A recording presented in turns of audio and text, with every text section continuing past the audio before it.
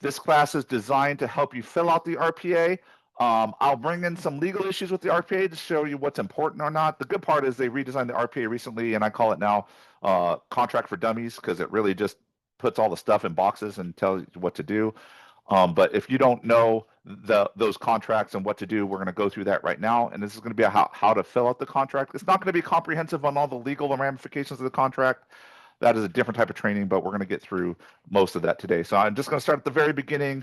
You guys know you get your docs at car forms. You log in through your transaction site, access zip forms. You put your login in, and it gets you to the car forms, which if you're a new agent and don't know this, you get this from your association membership. They'll send you a link. You need to sign into your car and access the forms, but it will look like this. For those of you who are more experienced, you already know about this. Some of you who are not, this will be new to you. And I have a new teaching one. Actually, I want to make a new one. So what you would do is for a transaction, you'd make a new one. We're going to say a new purchase offer. And you can put name. I just put teaching RPA. So I'm going to put residential and save it. And it opens up a particular transaction for you. You can go straight to documents, which I like to do. All forms are here. And you can go down and right up top, there is going to be the buyer broker agreement and the original purchase agreement. I'm going to click that. It opens it here. And I just open the form and it pulls it in. Well, the form is, did the form go in? Oh, there it is. Can everyone see the form now? Okay. I want to note one thing. Please note that this is called a workspace, and there's weird things. You can add docs to this, but if you come back into the transaction later and open it up, it's going to ask you if you want a separate workflow or this workspace. So just note you can have docs in different workspaces, but in the same file. I don't know if that makes sense. So you may want your contract in one workspace and your seller disclosures in another, just to note that. Also, one of the things some agents and old school agents like to use cover sheets. There is a cover sheet in that forms thing. If you want to add a form, there's a cover sheet in there, and that fills out the docs. I don't recommend as a new agent you start with the cover sheet, just because cover sheet does cover about 80% to 90% of the contract, but it does miss things in the contract, check boxes and certain things that are not on the cover sheet that are on the contract. And I always could tell as a listing agent when I receive a contract and they use the cover sheet because I know there's stuff missing and I have to do a super long counter offer to clean up the contract. Does this make sense? So please be aware. So the first document that you always get in the contract is always disclosure regarding agency relationship. I just want to touch on this shortly. Just as a broker, you do have a fiduciary duty of utmost care, integrity, honesty, and loyalty with the seller or buyer in this case.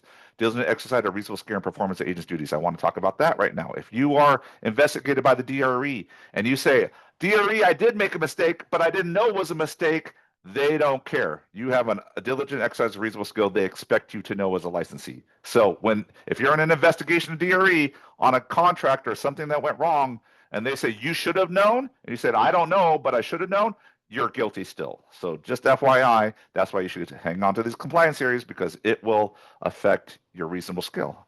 Honest and fair dealings and good faith, and you have a duty to disclose, and this is a big thing. This is not this training. You have a requirement to disclose off a visual inspection on the property or that you are selling. The number one way agents get sued is off of that visual inspection or lack of or deficient visual inspection. So, but that's another class. That's actually week 3 of this class. So you can be on 2 more weeks. We'll talk about the agent visual inspection disclosure. Just want to put that in there. Buyer signs. You put your sign. You put your brokerage license here. What's the brokerage license number? Does everyone know? If you don't know, it's 014854473. So it's going to be 014854473. That is always the brokerage's number, license number for those of you new. And then obviously you would put your personal license here. And if you're a good agent, you'll know that. So I want to talk, okay, now we're to the contract, which is super exciting. Date prepared. This has nothing to do with the contract, the date prepared. You should put a date in. It's only for reference purposes. So this is in case you wrote different offers or multiple offers. You can all say that the contract prepared on August 5th. So it's a way for you to reference the doc, but it does not play to anything that is actually in the contract itself. This is offer from. Now you have the ability to put in multiple buyers or tenants in this case, so multiple buyers, and you can put up to 4 buyers in there, which is pretty awesome. So Now, here's what I want to tell you. So buyer one, buyer one, and then buyer two, buyer three, and you'll see that show up on the form. Now, see, it shows up like that, so I'll put there. Now, here's the big thing I want you to understand about the name. Now, most of the time, you're going to have buyers. They're just going to have their names or they're buying it as an individual. But sometimes you're going to have entities that purchase the property. Okay. If entities purchase the property, there's always going to be an entity like I don't know, Barnado LLC, and I'm the buyer.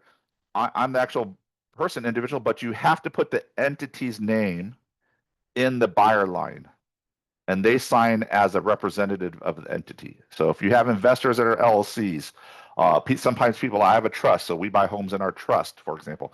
Anytime there's an LLC, you would put the the name in there, not the individual agent name. So in this case, I could put like John Barnado Family Trust. That make sense? And that would be the buyer, so to speak. So make sure you know if they're buying an entity, a trust, or what kind of buyer. And remember, don't put the individual name. Don't put John Bernardo if it's a trust, even though I'm the signer. Put the entity name in there. Property is obviously address. That's pretty self-explanatory. One thing I see that the cover sheet doesn't cover is the county. We will require the county on our auditing, so please put the county in there as well, but it won't be covered by your sheet. Or if you MLS connect it as well to the listing, you can connect your transaction to an MLS listing. If you do, it will populate that, but it won't populate the county. Also, APNs are important for accuracy. Generally, escrows won't go off the address; they'll go off the APN for their title stuff. If your APN's wrong, it'll cause confusion. So make sure you're putting that in there. Does everyone know you can get your APN off the MLS listing? This should be listed there as well. So any questions on that? All right. We're going to disclosure of agency relationship. This is where agents mess up all the time.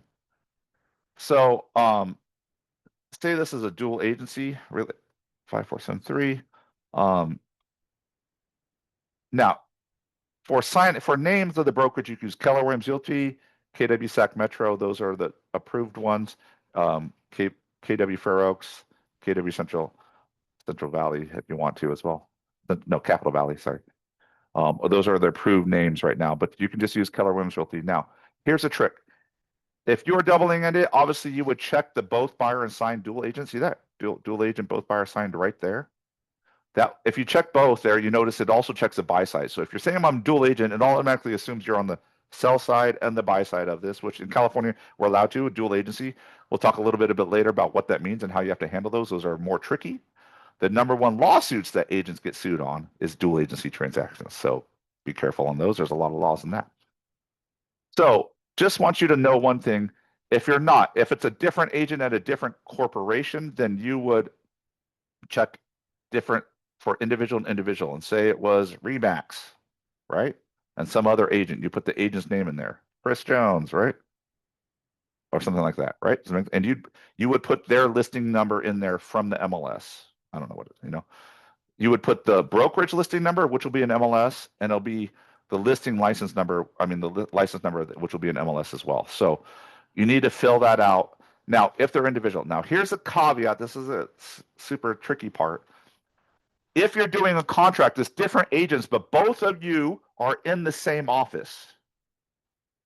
That means you're part of our brokerage. You're two different agents, but same brokerage.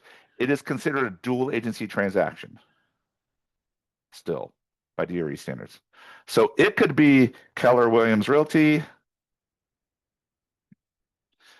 but it could be Chris Jones and Keller Williams Realty, Jonathan Barnado, and it is still a dual agency transaction because they're at the same brokerage. Does that make sense? Okay. One thing to note, just because they're at KW doesn't mean they're at the same brokerage. If they're at another KW office that is not ours, that is not a dual agency transaction, even though they are KW. It's only if they are our brokerage where I am the broker, and you guys should know where that is. So, any questions on that?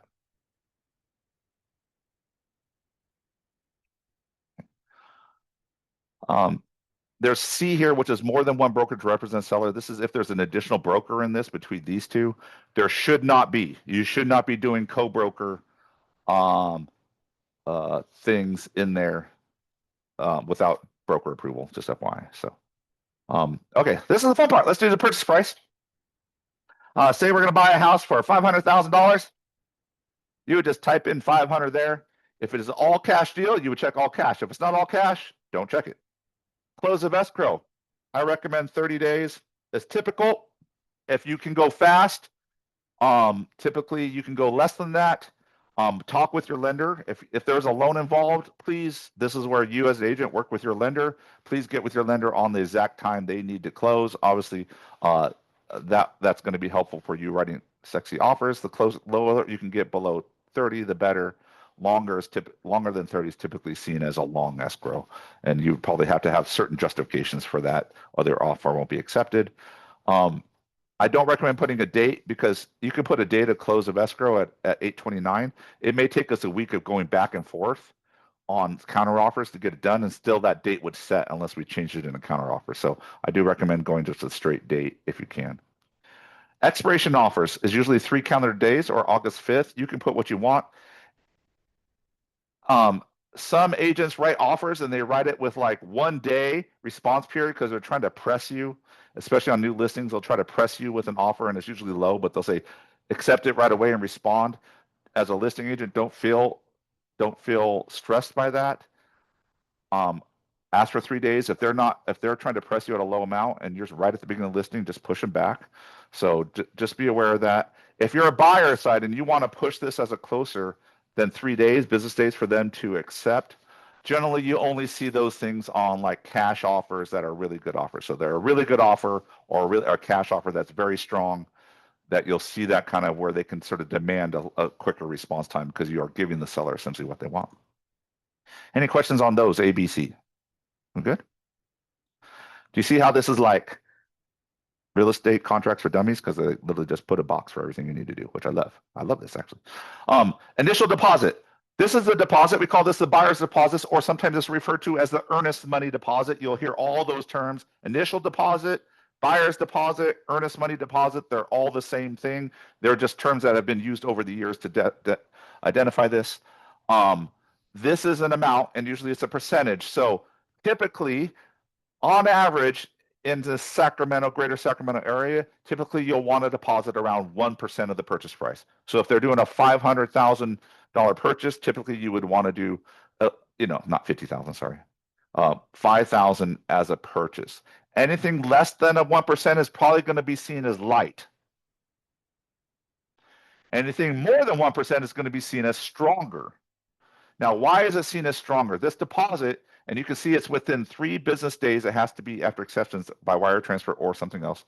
So you can put or, buyer to deliver check, right? Put something like that. So on this part, we do not handle checks ourselves. This is very, very important in the process of transactions. If you get this accepted, we don't. The minute you take possession of a check, even if it's the check and you deliver it to escrow, even if he gives you the check at the front of the office and you walk it upstairs to First American, then it's a trust account issue. That means we have to log it in and then log it back out. We don't even have a trust account. There's too much liability with it. So you are not allowed to touch the buyer's money. And all brokers one way. The buyer has to either wire the money to the escrow or deliver the check to the escrow themselves. And you would escrow would be open. You would give them the information. Escrow will work with them to get the buyer deposit. This is the only, the initial deposit amount that is the only requirement on this contract that is by business days. Everything else is by calendar days. But note, the deposit is by business days. What does that mean? So if we got in contract on a Thursday, okay, so the contract's also timing on contract days. The day it's fully executed, the day that all parties sign the agreement is day 0 in the contract. So if I have 3 business days to do this, does it make sense? Then say they did a contract today. Today is Tuesday. Tuesday would be day 0. Wednesday would be day 1. Thursday would be day 2. Friday would be day 3. The initial deposit is due to escrow by Friday. Does that make sense? Now, if we got in contract tomorrow, Wednesday would be day 0, Thursday would be day 1, Friday would be day 2, but it's business days. Monday would be day 3 unless it's a holiday. So just note the deposit is the only one that is a business day requirement, not a calendar day requirement. Any questions on that? No? Okay. Increased deposit. Sometimes people want to increase deposit. This tends to only happen in very tight, aggressive markets where you'll often increase the deposit from 5,000 to something like your down payment size. So say they were doing a 10% down, 50,000, they may say, we're going to go to 5,000 to $30,000 once we release contingencies. That's just a way to show the buyer or the seller you're serious, more serious. You'll see that not so much in Sacramento, but you'll definitely see it at times in the Bay Area when it's aggressive, where there's very tight markets. You can see that as well. Why is the deposit important? I want to back you up a little bit on this. Why is the deposit important? Why is the amount of the deposit important? Does anyone know? What's there more experienced people out here? Who's in here more experienced? And you know? Why is the amount of deposit important? Wow. Quiet. Okay. The reason the amount of the deposit is important is that is the amount that is up for grabs if the buyer releases all contingencies and does not close escrow. So if the buyer releases all contingency, it does not close escrow, then it becomes a negotiation between the buyer and seller on how the deposit is split. And an escrow will not release the deposit to either party without approval from both parties. So at that point, it becomes hostage to an agreement. Does it make sense? So from the seller's perspective, the bigger the deposit, the more serious you think they are about closing. Does that make sense? Because they're willing to put that up as a risk in case they don't close. We clear? Good. All right. All right. And that's why increased deposits happen. Loan amount. This is the first loan. Now, here's the thing. The first loan is the loan amount. This is where math comes in a little bit hard for agents, so you have to do math. Like if you're doing an FHA loan, how much is the down payment? 3.5. What? 3.5. Thank you, Olga. 3.5% is the down payment for an FHA loan. So if we're doing 500,000 FHA loan, what would we put as a loan amount? Anyone know?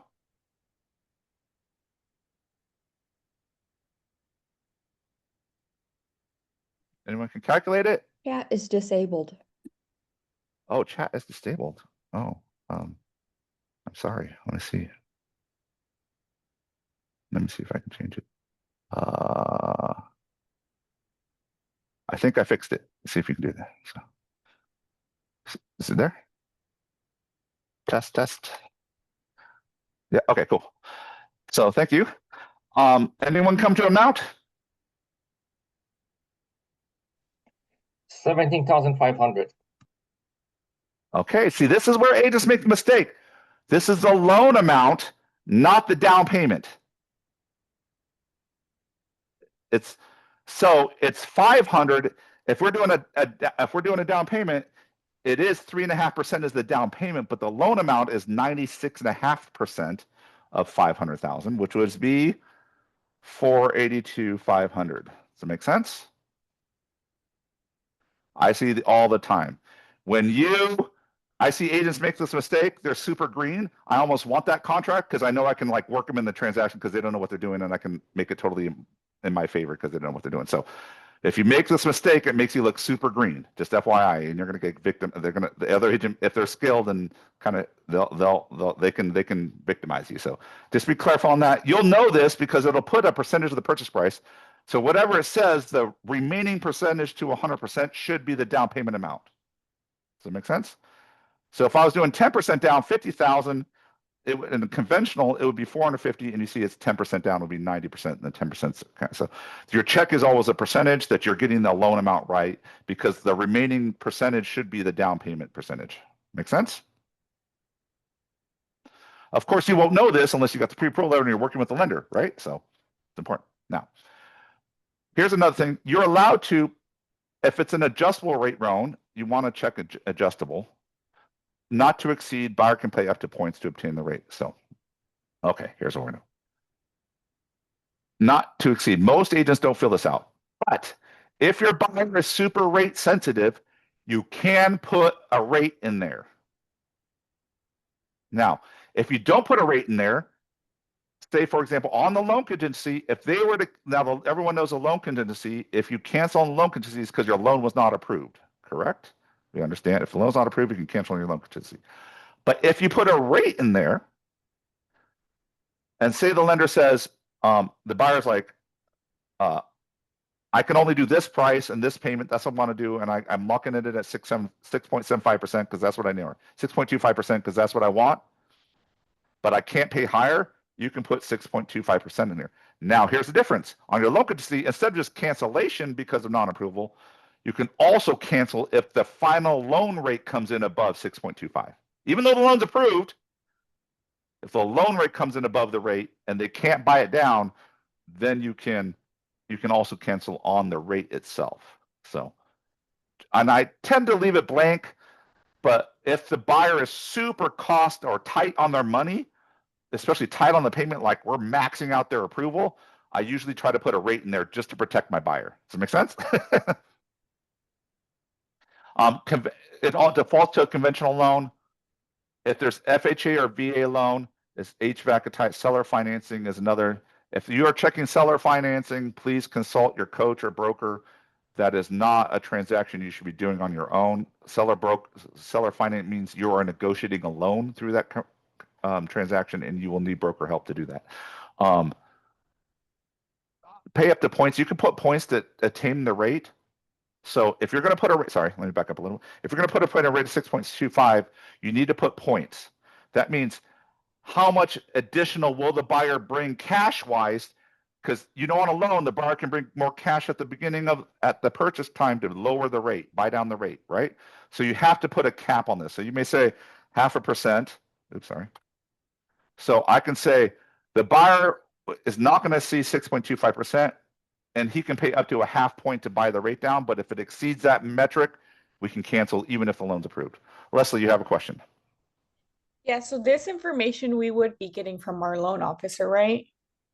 Yes, and actually this should be happening up front. So you should, after your buyer consult, you're signing a buyer broker agreement, they're getting pre-approved. The lender should tell you, yeah, they're doing an FHA loan, they're doing a VA loan, they're doing a conventional loan. This is the down payment we're targeting. This is the max they want to do, or this is the max they're approved for, but they only want to do this because they want payments like this. You should have that conversation with the lender and know when you're tight. You get some people like, I get buyers like this, like, John, they're approved, but they're only approved to 400, and they only have enough cash for the down payment. They don't have enough cash for the closing costs. I need, and even then, I need a credit for the closing costs, and I need a rate buy down too of this much. So they may tell you, I need a credit from the seller to make the deal work. So if you're going to do that, you need to make sure you're tight and you understand that from your lender. And obviously, as you're going, rates vary so much right now. So if you are shopping for them for 3 months and you come back after 3 months and you're ready to write an offer again, I would check in with the lender again. What are the current rates? Where are we at? How is the buyer still on board with it? Do you need to check in with the buyer again? Right. So I will say, if you check FHA or VA, it's going to upload this HVAC HID attached document to the offer that you want to provide. There is the reason for this.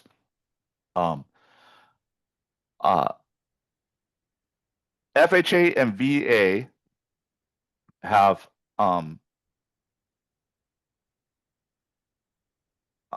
you can write what we call a non-contingent offer, right? But VA and FHA, so you could really write a loan, an FHA offer saying no contingent. We release all contingencies. It does not matter. FHA and VA, they have a right of rescission built into law. So if you look at the FHA form, the HVAC form, it says that appraisal, if that appraisal does not come back at value, or it requires repairs and the repairs are not approved by the seller, the buyer can cancel and get their deposit back, no questions asked. So if you're on the listing side, please be aware, you may get a non-contingent offer, but if they're HAVA, they do have an appraisal lender required repairs contingency, and they can cancel.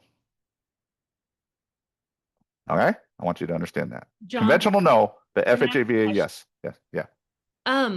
Okay, so just to clarify, so if I was representing somebody, they're doing FHA, we've removed all contingencies. I can't imagine doing that for FHA, but we had essentially the FHA contract is saying we actually can get their deposit back for appraisal and loan?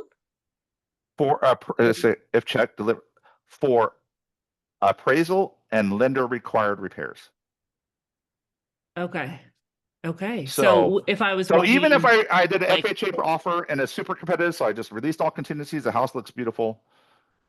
Appraiser goes out there and says, "Ooh, there's flaky paint. You got to do the paint." Maybe it appraises the paint. Buyer's like, "This house is beautiful. Buy it as is." You released all Okay. contingencies. Legally, under law, it's called a right of rescission. You can actually rescind your offer and cancel it and get your deposit back according to law, even if the contract, the RPA says all contingency release, and you signed a form that released contingencies. It is an absolute right that is guaranteed in federal law, and state and contract law and state law can't override it. so would you say you're canceling because of the loan, or you're canceling because of the appraisal, or because of inspections? Like what would You you say? is the- you can't do inspections. It has to be off of appraisal and any lender required repairs. Okay. Okay, got it. Thank Does you. that make sense? So, Yes. but there is a right of rescission that is based in federal law for FHA and VA loans that cannot be undone by in writing on state contracts, period. End story. So just if you're on the listing side, just note that. Even if you make a non-contingent offer, but it's a VA loan, they can rescind. If they get a low appraisal and you have to get the deposit back, even if it's non-contingent, okay? But obviously, Thank you. if you don't know that, I have had times where the listing agent doesn't know that. We're writing a very low contingent offer. Appraisal comes in low. They say, we want the deposit. And I've gotten the deposit back for agents just off of that requirement, because even though they release contingencies, because it is law. So, all right. Additional financing amount. You should not be doing additional financing. There used to be a lot of this in the past, but when we did the Great Recession and reforms were made, this got away a lot of seconds. You'll see this more in commercial, but that you should not be doing another second unless it's a weird situation like down payment assistance or something like that. You can see is tier primary, check secondary investment. I will John, say, sorry, I had one more question. yes. With this, because I thought I found myself in a situation where I was gonna have to write additional financing because it was an assumable loan. And so they were gonna essentially be getting a second loan for the amount that the first loan didn't cover, if I'm making sense. So, Okay. Yeah. In that case, it's going to be it's going to be, like I said, a weird situation. So okay, but I say did write this that is down 500 and the because- initial loan that you're assuming is 300,000, right? And I wouldn't Yeah. check via FHA. I would check, and I would just put the term, and I would just put, what do you call it? I just put, assuming loan, right? Or something like that, just so they know, right? Okay, And then I would put, if they're getting secondary financing, that's going to fall into second position behind that assumed financing, mm-hmm. then I would put that amount there. I'm doing another 100,000 in assumed financing, right? Other, second loan, right? Or something like that. Okay, okay, I was just making sure that I had set that up correctly. Thank you. Does that make sense? So that would be a time you would put in a second loan, but it's unusual. Okay. So nowadays, please, primary versus secondary versus investment. We have had recently, and actually it's going to small claims court, and they're fighting over the deposit because the buyer, which we represented, said he was primary, but it turns out that he was really making it a rental. He canceled the deal after on contingency, and the seller's like, you bad faith misrepresented. And I know there's pressure on you by investors to market primary or secondary as a way to get the rate down on the loan. Please resist that pressure. It is illegal. It is called mortgage fraud. And actually, in your contract, this mortgage fraud on the lending side and on the real estate side, it is just fraud, or at worst, at best, bad faith in your negotiating, right? So, any questions on those? Okay, buyer sign on the bottom. Now we're getting to the seller payment of closing costs. Now up here, this is where you do if the seller credit to the buyer. Now, just so you know, these days everyone's asking for credit. It is trending toward a buyer's market. So in a buyer's market, you can ask for credit, and we are seeing a lot of credit offers. So if you're writing offers with no credits, you're probably not doing your buyer a service, because we're seeing a lot of credit asks right now, and in large amounts. I've seen on average about $10,000 credit asks on most offers we're seeing through the brokerage, just because sellers are willing to pay the closing costs to get the deal done. Okay, you would type that amount here. Now, please note, additional select credit terms. If there's any terms additional in there, sorry, I put 10,000, I mean 100,000. I was putting 10,000 in here. If there's any additional terms here, but please note this credit does not cover your compensation. It is a credit to the buyer's closing costs. Understand? Not your compensation. The next level is your compensation, and you should always be checking this. Seller payment to compensate buyer broker, and this is going to say where you ask for the commission amount. You know, I want 2.5%. I want 3%. Now, this is negotiable in the contract. I have an iPhone user who is raising their hand. So can you? Hey, John, it's Carol Ann Redfern. How are you? Hey, Carolyn. I have a question Yes. about the credit, Okay. the buyer's asking for a seller credit. Recently, I heard that instead of using those credits for closing costs, take that $10,000 credit and use it to buy down the interest rate. And that will save money in the long run. Have you heard that before? Yeah. Okay. Okay. Does everyone understand loans and points? No? Okay. No. Okay. Obviously not. So let's talk about loans and points. So we talked about a little bit earlier here. So whenever your lender quotes you a rate, oh, is Joe on? Joe, you want to talk about rate? You want to talk about points? Is that you? That was an accident, my bad. Okay, no problem. I thought it was Joe, our lender, not the right person. So if Joe wanted to talk about it. Okay, so whenever a lender quotes and says, hey, your loan is pre-approved, FHA, 6.25%. Here's your payment. They say that to the buyer, go shop. What they are quoting you is likely what we call around par pricing, meaning 6.25%, meaning that's the rate we can quote you, and you don't have to pay money to get that rate, and we don't have to give you money at a higher rate. Now, it goes both ways. So 6.25% is usually what we call par pricing, and I could pay, the buyer can come in with additional money, usually we call points. It is the percentage of the loan amount. So in this case, we have a 500,000, well, I changed it, but say we're doing a 450 loan conventional. It's a 50,000 450 loan. A point would be 1% of the loan amount. That's what a point is considered. So it would be $4,500 in this case if you're doing points. Okay. So essentially, what a buyer would do is he says, you know, they may say, you know, hey lender, I like your loan. I like you. The payment amount at 6.25 is just too much for me. I really need it a little lower. And they may say, that's great. I could get you to 6%, but you got to pay a point. In this case, on this loan, you got to pay $4,500 at close, additional above closing costs to buy the rate down from 6.25 to 6. Does it make sense? That's points. Now, each lender and different program, how much rate drop you get for every point you do depends on the lender and the type of loan. So literally, if you're doing that, you have to ask, it's a pure lender question and the type of loan and who the lender is. They have their own buy down rate schedule. Does that make sense? Generally, above 1 to 2 points, it makes sense. After that, the cost to benefit ratio doesn't make sense. So the point. So Caroline, your question of does it make more sense? Yes. Usually, though, what the lenders will say is if we buy down the rate, it's going to cost you $4,500 and you get a lower payment. How much time do you have to make that lower payment before the savings you have from the higher payment add up to $4,500? Generally, they're going to want to see something less than 5 to 7 years on that return rate, because generally most people sell their homes in 7 to 10 years. So their lenders is going to say, yeah, if it's going to change if you're going to make money in less than 5 years by buying on the rate, they're probably going to recommend it. If you don't, if it's not going to see a benefit till year 9, they probably won't recommend it. Make sense? So it really depends on the lending situation, the rate buy down, and where you are. But it can help. So often this credit can be used for both.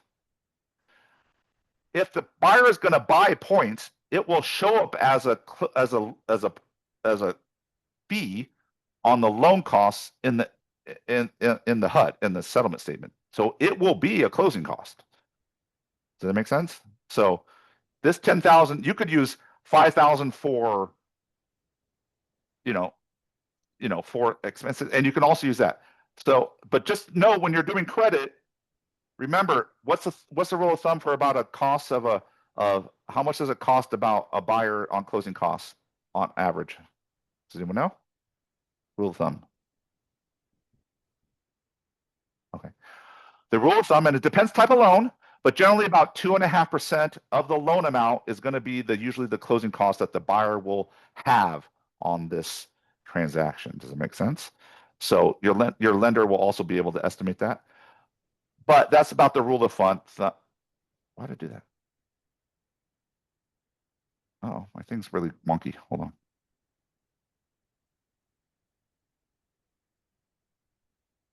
Okay, got it. So just note that that buyer credit can cover both points and closing costs. It's all the same. The points just show up as a closing cost. So, and yeah, your lender will work with them. They may say, hey, look, let's take 5,000 of that and buy down rates because that's going to give you benefit, and use the rest to find out how to close and do the rest. That's, they'll work on that ratio and they'll just do it with them. So now, having said that, you may need if you're talking with the lender, you may need closing costs to cover the seller closing costs, and you may need money for rate buy down as well. You may need both to make the loan for the buyer to happen. That is you and your lender talking. If you need both, you need to make sure you add them together and put that number in there. G1. Make sense? There are limits on how much you can ask for a credit. FHA VA is 6%. Most conventionals are 3 or 2%, sometimes less depending on the program. So there is a max amount you can actually ask or get for a credit. And if you ask for more credit than your loan allows, guess what? Your buyer loses it. There's some creative ways to deal with that, but make sure if you're asking for large credits and it exceeds the lender's max credit, seller credit allowance, then you are going to the buyer is going to lose that credit and the seller benefits anything above that limit. So you need to be careful. And we've had issues like that get very tense because the buyer had a big credit and he's losing thousands of dollars of it because he's hit his max on his loan. Make sense? Okay. Let's talk. Are we good with that? Points? Oh, one other thing with points, the lender can also help with closing costs. We talked about par pricing and buying points. The buyer can actually take a higher rate. The buyer he may say, the lender, he needs money to close, he needs help to close. He may say, instead of 6.25%, we're going to do a loan at 6.5%. And if you go to 6.5%, I can give you $4,500 credit to your loan cost, your credit closing costs. Does that make sense? So the buyer can also up the rate from the par pricing to gain credits from the lender to help with the closing costs on the product. So that is a way to be creative as well if you wanted to, assuming the buyer is okay with the higher payment, right? So questions, rates, par, points. We good? All right. Seller payment to broker. This number, this percentage has to match your buyer broker agreement. It can't be in excess of your buyer broker agreement. So if you have 2.5% of your buyer broker agreement and you put 3 and you get it agreed to, guess what? Your commission demand, we're going to look at it and we're going to change it to 2.5%. Unless you go get the buyer to agree to go to 3% on the buyer broker agreement. Make sense? So if you're asking for more commission than is on your buyer broker agreement, then I recommend at the time you write the offer, write an addendum or a modification of terms to the buyer broker agreement as well, changing the commission to that amount for this property. Does that make sense? So that way you can be authorized to do the higher commission. Any questions on that? John, can you explain that again, please? I didn't quite understand what you meant, that you put more So when you do commission your on buyer here. broker, yeah, when you do your buyer broker agreement with your clients, right, with your buyers, in that buyer broker agreement, it has to be 90 days, right? We know that, max 90 days. But one of the requirements is you have to list the amount of compensation. And say the buyer's like, and you tell the buyers like, hey, this is the compensation I will earn on this transaction if you work with me. It's 2.5%, say you did, or say you do 3%, they're like, I don't know. And you're like, well, most of the time the seller will pay for it. But sometimes maybe they won't pay all of it, or they'll pay, they won't pay it at all. At that case, you will have to pay me this. Does it make sense? And they may say, I don't like that idea, or that's fine, but let's do 2.5%. But you get a seller that says, yeah, we'll do 3%, no big deal. And you put 3, but your buyer broker agreement says 2.5%. By law, you cannot earn more commission than is what is on your buyer broker agreement. So even if the seller agrees to pay you 3, the buyer broker is going to cap it at 2.5. Does it make sense in that scenario? Yeah, so you're saying, So if you want to, this is where it's important. This is where professionalism comes in, right? You don't just do your buyer broker agreement and throw it in the corner and leave it alone. You know what your clients are and you know where you get them signed at. And so that way, say it's 3%, but I signed them at 2.5. I need to do a modification of terms. There's another form, modification of terms, to say, and I can say, hey, buyer, I know we signed 2.5. This seller is willing to pay me 3. I would like to collect all 3. To do this, I'm going to send you a MT along with the offer that says I'm changing our buyer broker agreement from 2.5 to 3% on this property only. And if you get in contract on this property, then I get 3% instead of 2.5. Does it make sense? So, but you have to do that. If you try to change it afterwards, that is non-compliant, meaning even if you go later at the close escrow, you realize, oh my gosh, I did this. We're still going to cap it at 2.5, even if your buyer changes it, because they had to have agreed to it prior to going into contract. That is the rule. That is the law. Make okay, sense? so this might be a different conversation for another day, but then how do you, are the buyers going to say, sure, I'm going to sign that, knowing that if for some reason the seller backs out of paying that, now they're on the hook for a higher rate? Or is that not a concern? It's not a concern because all commissions are handled through escrow, third party. So escrow will take the seller proceeds and pay you. Because it's going to be in writing from the seller at the time we ask the buyer to No, literally sign. this section G3 18A, right? Right. This contract, they sign it or counteroffer and sign it. This is giving the escrow instructions to pay you this commission. And so that comes into this form here, once it signs, will show the buyer the guarantee that the seller is going to be paying me and that they are not on the hook for the higher rate. Correct. Thank you. Okay, thank you. Having said that, if your buyer broker means at 3% and you're only getting 2.5%, legally under the buyer broker agreement, your buyer would owe you 0.5%.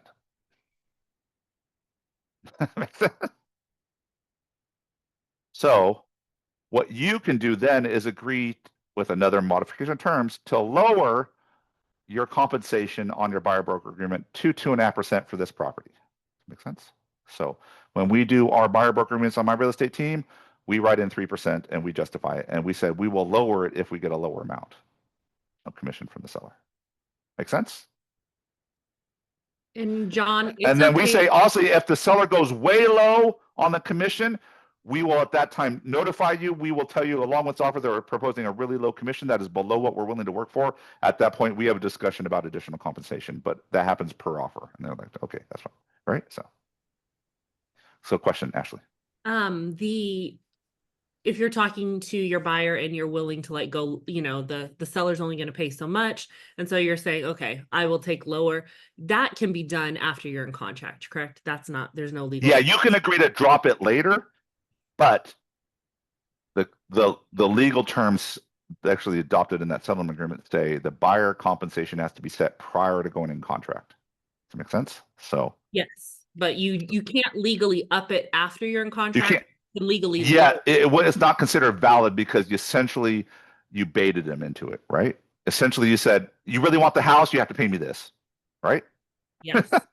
So Okay. that is considered fraudulent at that point under the term. So if you're going to get a higher commission than your buyer broker agreement, you really need to get that in writing. And that's why I like to DocuSign it with the offer, because then you have documented proof it was signed at the time of offer, right? Does that make sense? It was signed before the offer was accepted.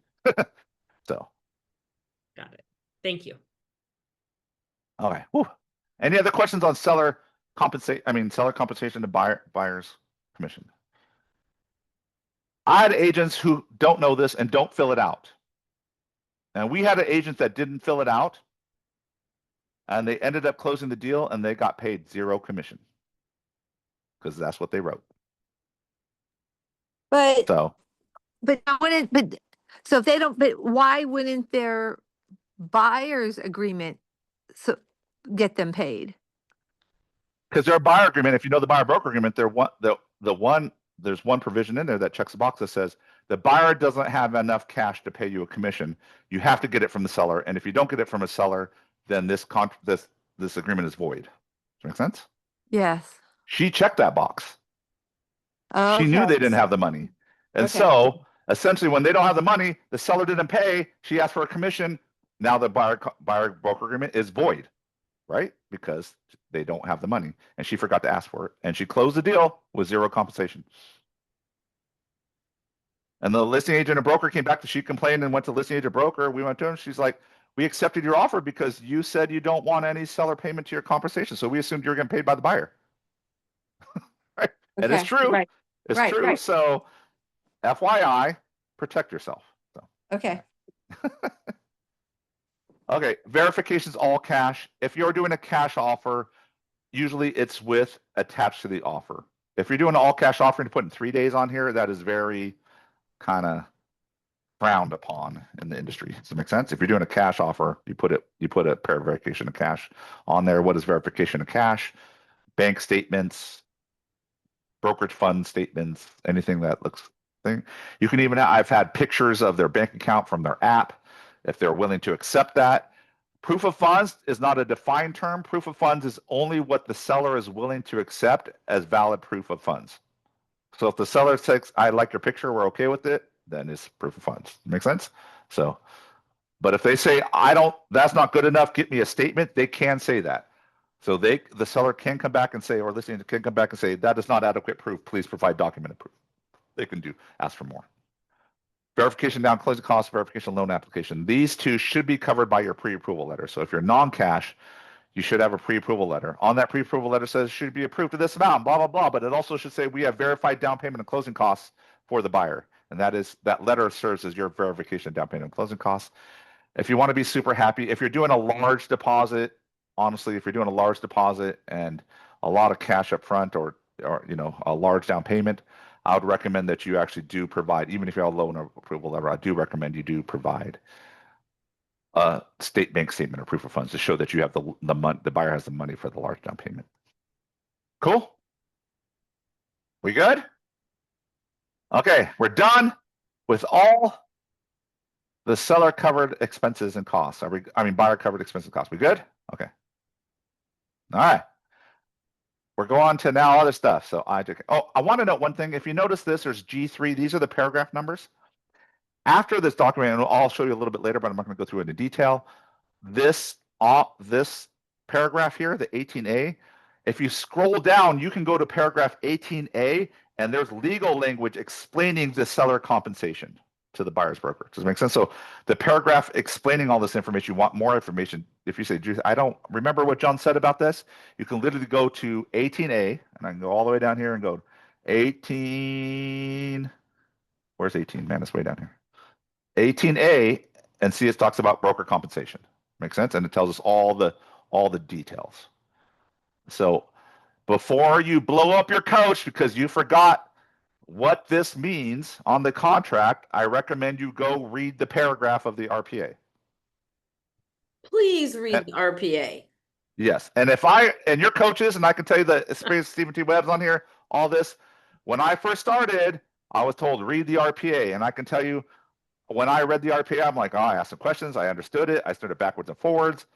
I was schooling experienced agents on it, right? If you want to be a good real estate professional agent, you understand the contract, trust me, it'll make a whole bunch of sense if you read it. And trust me, your coach and me, if you come to me with questions, I can tell if you haven't read it by the questions you ask. Yep. So I will know. So let's talk a little about this pre-qualification, pre-approval, fully underwritten pre-approval. I just want to talk about the differences of that. Pre-qualification is booty. Pre-qualification is, yeah, I'm a loan officer. I talked to a potential buyer. I talked to Jose about buying. and he told me he makes this much money and he says this much cash and he said his credit's here, but I haven't verified any of it. But he told me that, and based on what he told me, I'm good. That is pre-qualification. As a listing agent, you do not accept pre-qualifications. Pre-approval is different. Pre-approval says, I have gotten the information from the buyer. I have verified income. I have verified assets. I have pulled credit, and I have run it through what we call a DU system, a desktop underwriter system. Lenders have a system called DU or AU sometimes for Fannie and Freddie. They have these systems, and they put it in there. And that if you put all that information in there, assets, income, credit, and all that, it'll tell you loan approved or not approved or pre-approved. That is pre-approval. They've done that. They've gotten DU approval that says, yeah, this loan will be approved. If these all are right, this loan will be approved. Right? Does that make sense? So that is a good level to be in. That's where most will be on it. You can do fully underwritten approval. So some lenders, not all lenders, will allow you to do what we call TBD approvals, to be determined. And what that means is literally you apply for a loan, you give them all the docs, the loan officer packages it, gives it to the underwriter like you're an escrow, and runs the financials on that, everything, except the property and appraisal. They don't do that, obviously, because you don't have a property appraisal. They just do the loans, and they come out on the backside and says, you're fully underwritten approved. That means we've went to the underwriter, there's no, we are sure you're approved. All you need is now the appraisal. Now, why would I go different? Why would I ask this? So just note TBDs take a while because they get low priority because they're not in contract. So some lenders won't do TBDs, so just note some will, but usually they take 1, 2, 3 weeks because they're low on the totem pole because they don't have a contract tied to it yet. But here's the power of a fully underwritten approval, and I like these as a listing agent because one, they can generally close quicker. Their loan is approved. It doesn't have to go to underwriting. That means all I have to do is get the appraisal done and reviewed by the lender, and I can go to closing docs. So typically someone who is even with a loan, it could be FHA or even VA loan, and they're fully underwritten approved, I can probably close in 17 days. Make sense? Maybe even so, maybe even faster because the lender can go fast because they already did the underwriting on it. So if I have a buyer, there's 2 levels. So when do I go to fully underwritten approval?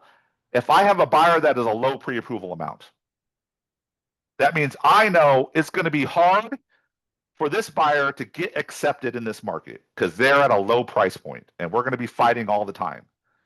If I know that, I'm likely to ask him to get fully underwritten approved because that will let me write more sexier offers.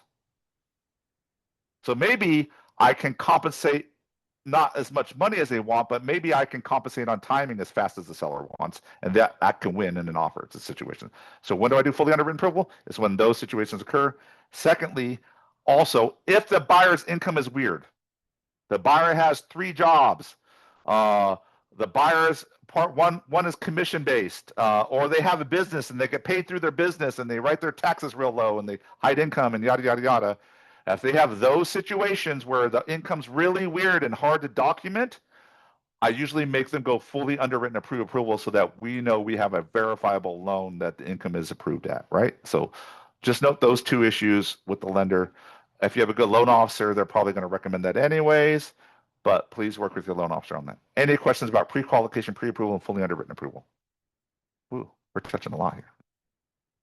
It's going to speed up a little bit here. Final verification condition. Final verification of condition. 5 days prior to close of escrow, the seller must provide access to you reasonably provide access to your buyer and you to do a final walkthrough. We call it sometimes as a layman's term for real estate agents called a final walkthrough, but it's really a final verification of condition. Typically it's 5 days before close of escrow.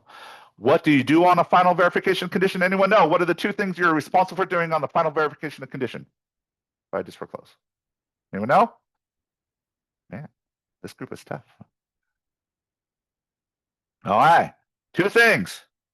One is on the final verification of condition. If you had a request for repairs on that contract and the seller had agreed to do repairs to the home prior to close of escrow,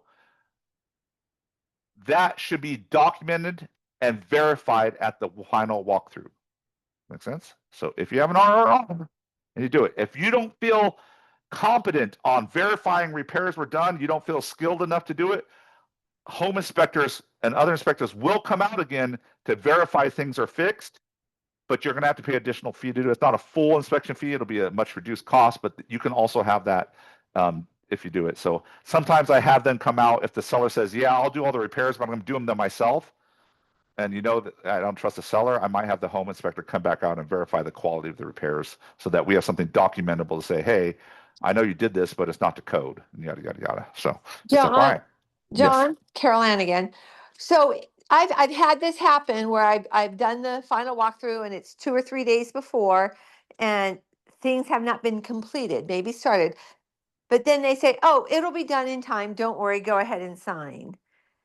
I'm always hesitant about that because they could walk away and then we're stuck. What do you? Okay.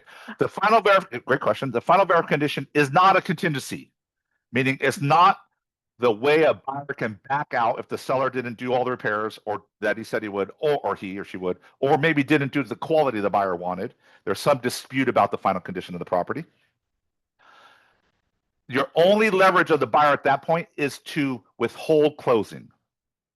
So remember, escrow has a fiduciary duty to the buyer and the seller. If the buyer or the buyer's agent gives instructions to escrow to say, we're having an issue with the final verification and condition of the property, please do not release to record this escrow until I give approval. We get buyer approval to do that. Escrow is required to hold off closing. Now, that creates pressure because maybe you go past close of escrow date and they send it. It can create this back and forth pressure where people tit for tat things. If that's happening, get your broker, get myself involved, and I'll talk to the other broker. We can usually work it out. But your only way of leverage on the buy side for a final verification condition is refusing to release to record. Can that refusal to release to record ever have an impact on rates? Yes. On somebody, it can. So it can be a real sticky problem. Okay. It can be super sticky. That's why I said at that point, if you're in a dispute, you should really get your broker involved. Does that make sense? Okay. Because we can work through these issues. Having said that, remember I talked about loans and loans approval and rates. Remember the buyer says, I can do 6.5. So when your buyer gets in contract, the lender actually submits your loan and they lock in a rate. Literally, they pay to lock that loan in for a time period at that rate. Typically, they'll do a 30-day lock. Sometimes they'll do a 45-day lock. It just depends on the lender. And it actually costs the lender money to lock it. So just FYI. So your lender's putting up some money to lock it.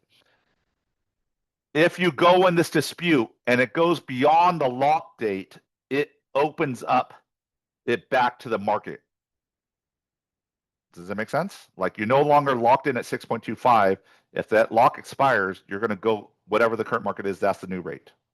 Now, sometimes I've had it at advantage where it goes to there and the rates are lower. And so, yeah, let it expire. We want a lower rate, right? But sometimes the rates are higher and you want to keep that lock. You can extend locks, but they cost money. And generally, the lender is going to ask the buyer to front that money for a lock rate extension while you're working out these disputes.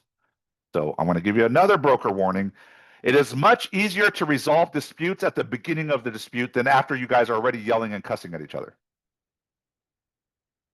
Does that make sense? So if you're getting a dispute, please let us know ahead of time. Please let your coach know or whoever's in charge. We can work these out generally easier on the front end. Okay. The second thing you verify, we talk about verifying repairs at close of escrow. The second thing you can verify, you're supposed to verify close of escrow, that the condition of the home is at the same condition at the time of offer. So final verification, you have two things: that repairs were completed that the seller would say they did, and that the final condition of the property is the same as when you made the offer. Not when you showed it, but when you made the offer. So we have situations, especially where there's rent backs, where a seller is still in the house at close, they move out, and suddenly there's holes in the wall. And there's a big old stain on the carpet, but that was under the rug. Does that make sense? So final verification of condition is important for those things. If I'm doing a final walkthrough and the seller has yet to move out, I try to delay the walkthrough prior till after the seller has moved out, which you have the right to ask for. John, Oh. I was gonna make a comment about that, because so what you just said answered my comment. I actually had a house, we did the walkthrough, it was fine. They still had a couple of items in the house, and guess what one of the items was a picture on the Mhm. wall. And when we Alright. took the picture off, and they moved, we did the walkthrough, we signed off, we went back in, moved in, took the picture was now gone, and there was a giant hole in the wall. The picture was Okay. covering a hole. Cover the hole. Okay, exactly. That's perfect example. Perfect example. Okay.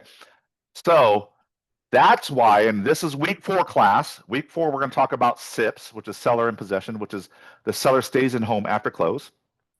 And RLAS is rental lease agreements, essentially. So this is, and these issues come up a lot because you can do your final walkthrough, but the seller's still living in the house, so you can't see everything. So you're going to do another final walkthrough at the end.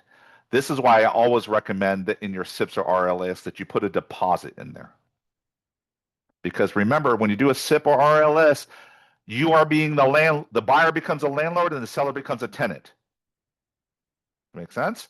In those situations. If you have a deposit, you can say, tenant, you messed up the house. You left a hole in the home. I'm going to keep part of the deposit to fix it.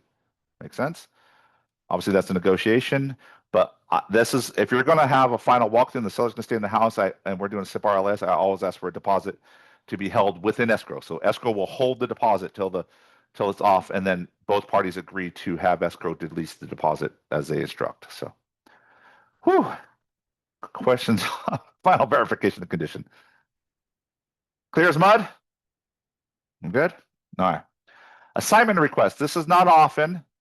You'll see this more with investors, especially wholesalers. Assignment request. This contract defaults to allow a buyer to assign the contract to anyone they want for 17 days. So you'll see those wholesale offers that really like this, or they'll put sometimes here, John Barnado or assignee. They'll write that in there a lot. You're likely getting a wholesale offer. What does that mean? You're getting an offer from an investor that's trying to lock up your property in contract and then take your contract because it's a good deal and sell it to another investor for a profit, and they actually close on it at a higher price and they make the difference. Make sense? So be careful on your listings when you get those kind of offers, but that's an assignment request.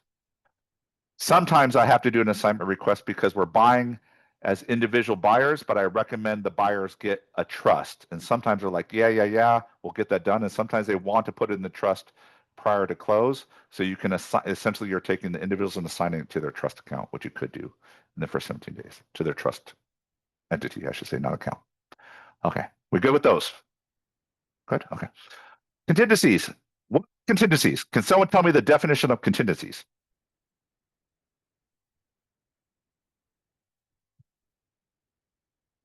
Wow, this is a very excitable group. Okay.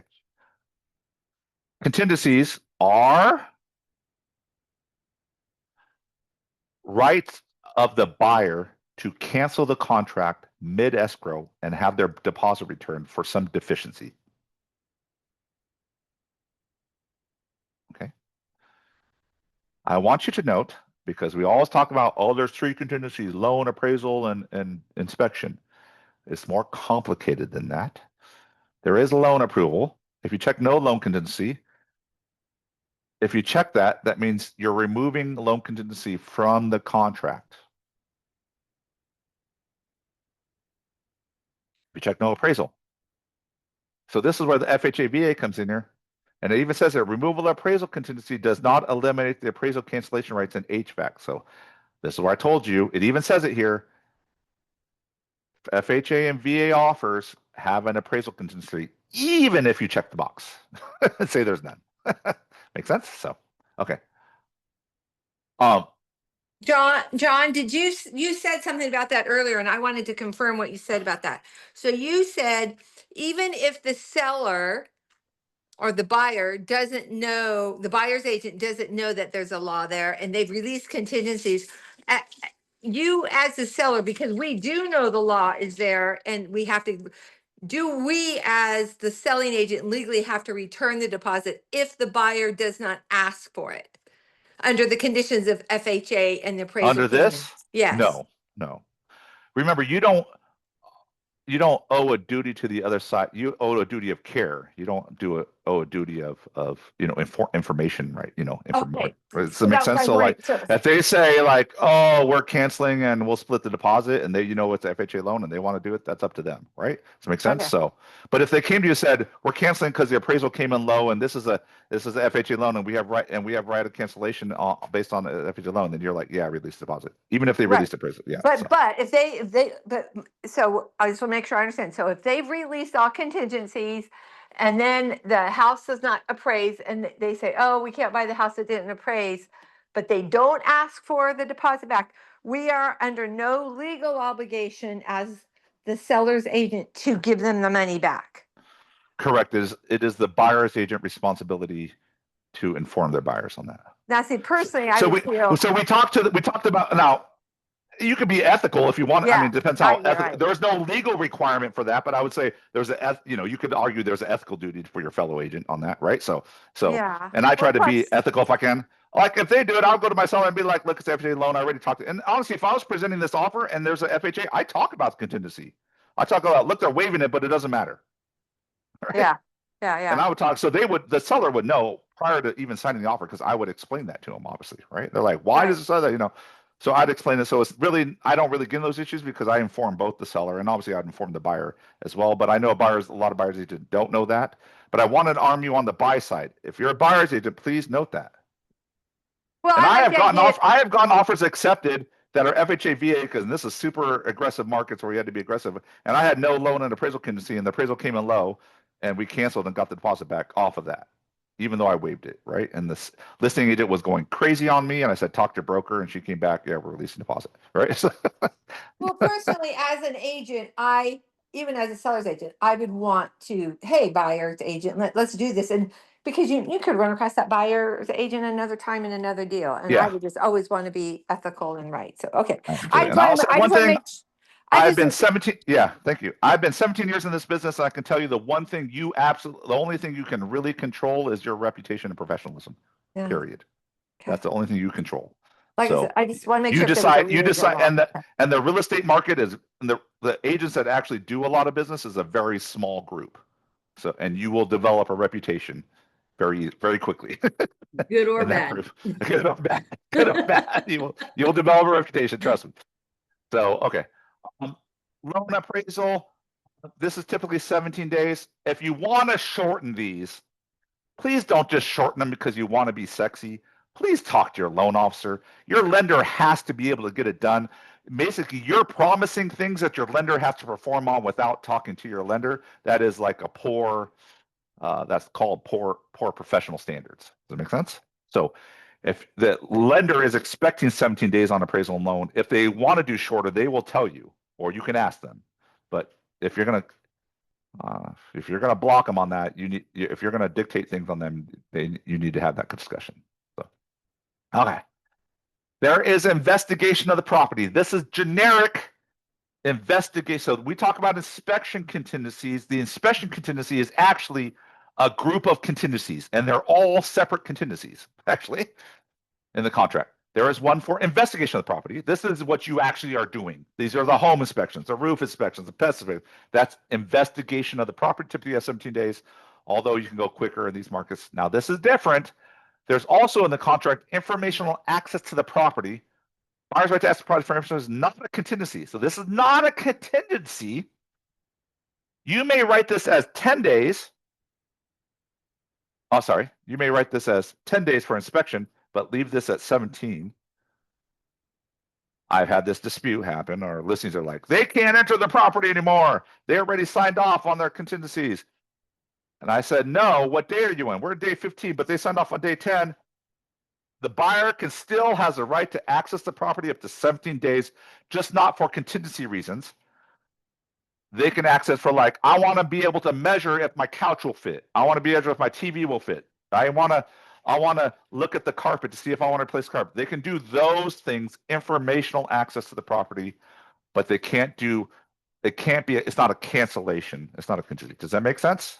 So there's a difference between timeline for investigation, and timeline for the buyer to access the property. So under the contract, say you did a 30-day contract, they would have 17 days to access a property. At that point, the seller could refuse access to the property up to 5 days close of escrow for the final walkthrough. Make sense? We good? All right. There is also a contingency under the investigation that is known as insurance contingency. And this is becoming very important in California because insurance is way whacked up right now. You want to say real estate's hard, insurance is screwed right now because whether you like it or not, there is climate change happening. And I don't know about you, but in Sacramento, there's a month or two where we just have fire season where it's just smoky all over the place and it's fires all over the place, right? You know this. I mean, if you're living here, you know this, right? So fire maps are changing dramatically. The state is changing all the fire maps to make these high fire zones. If you're in a high fire zone in California, your insurance is ungodly expensive. Literally, one of our agents did a property that was literally in a state national park forest cabin, bought the property, and the fire insurance, the home insurance on the property, and it was only a $190,000 cabin, like super cheap out in the woods, super small. The insurance payment was just as much as a mortgage payment.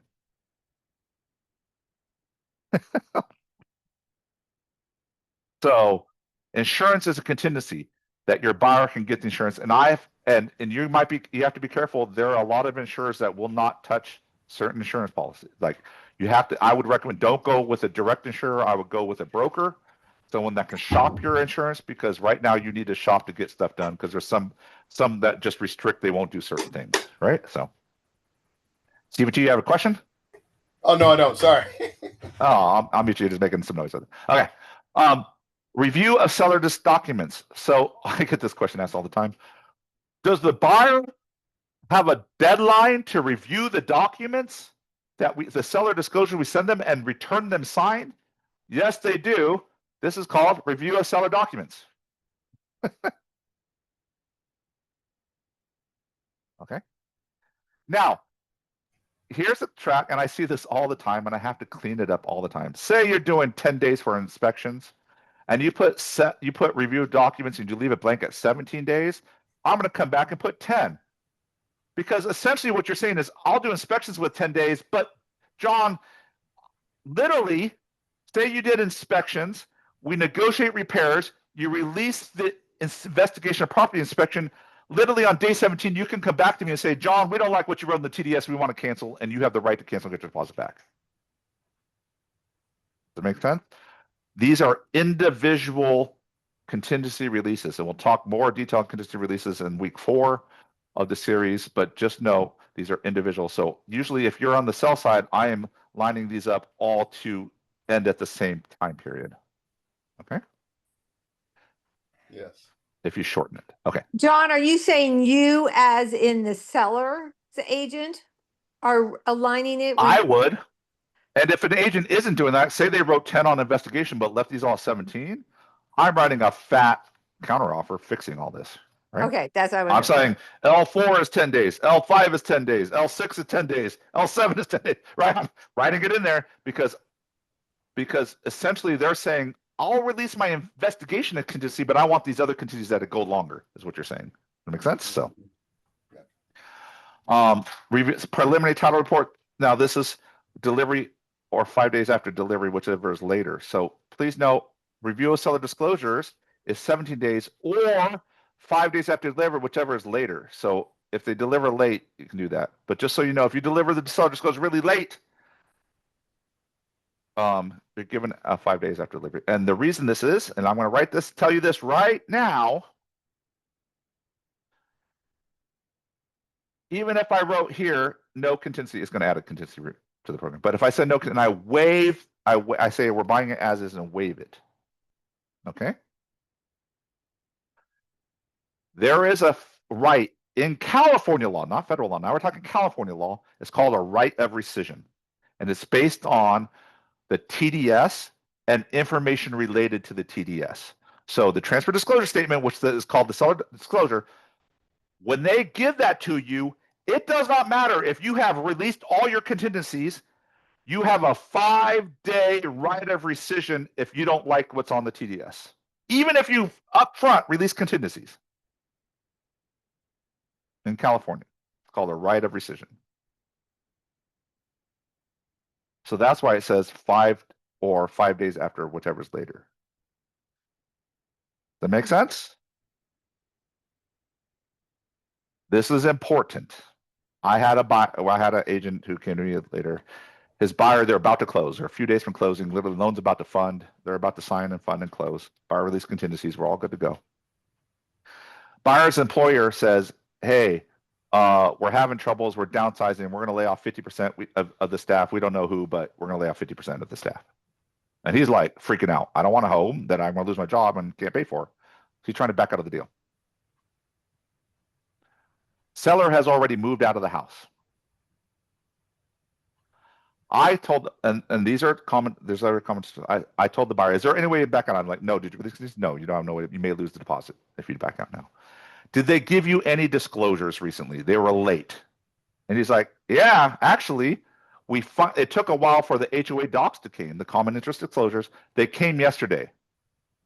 I go, congratulations. Common interest disclosures are tied to the TDS. You have a 5-day right of rescission under the TDS to cancel this deal under state law. We canceled. We got the deposit back. The seller had already moved out.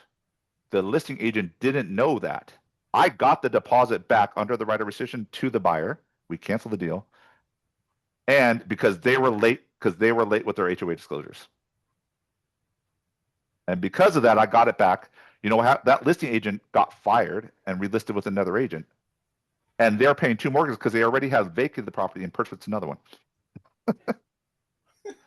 That seems a little deceitful. It is deceitful, but you got to know your contracts. Right. So this is why I tell you, because I've seen this and I've used it before many times at Brokerland. Listing agents that are lazy with their disclosures. Mm-hmm. If you get those disclosures late, and the TDS is one form, but the TDS also states it covers common interest disclosures, HOA disclosures.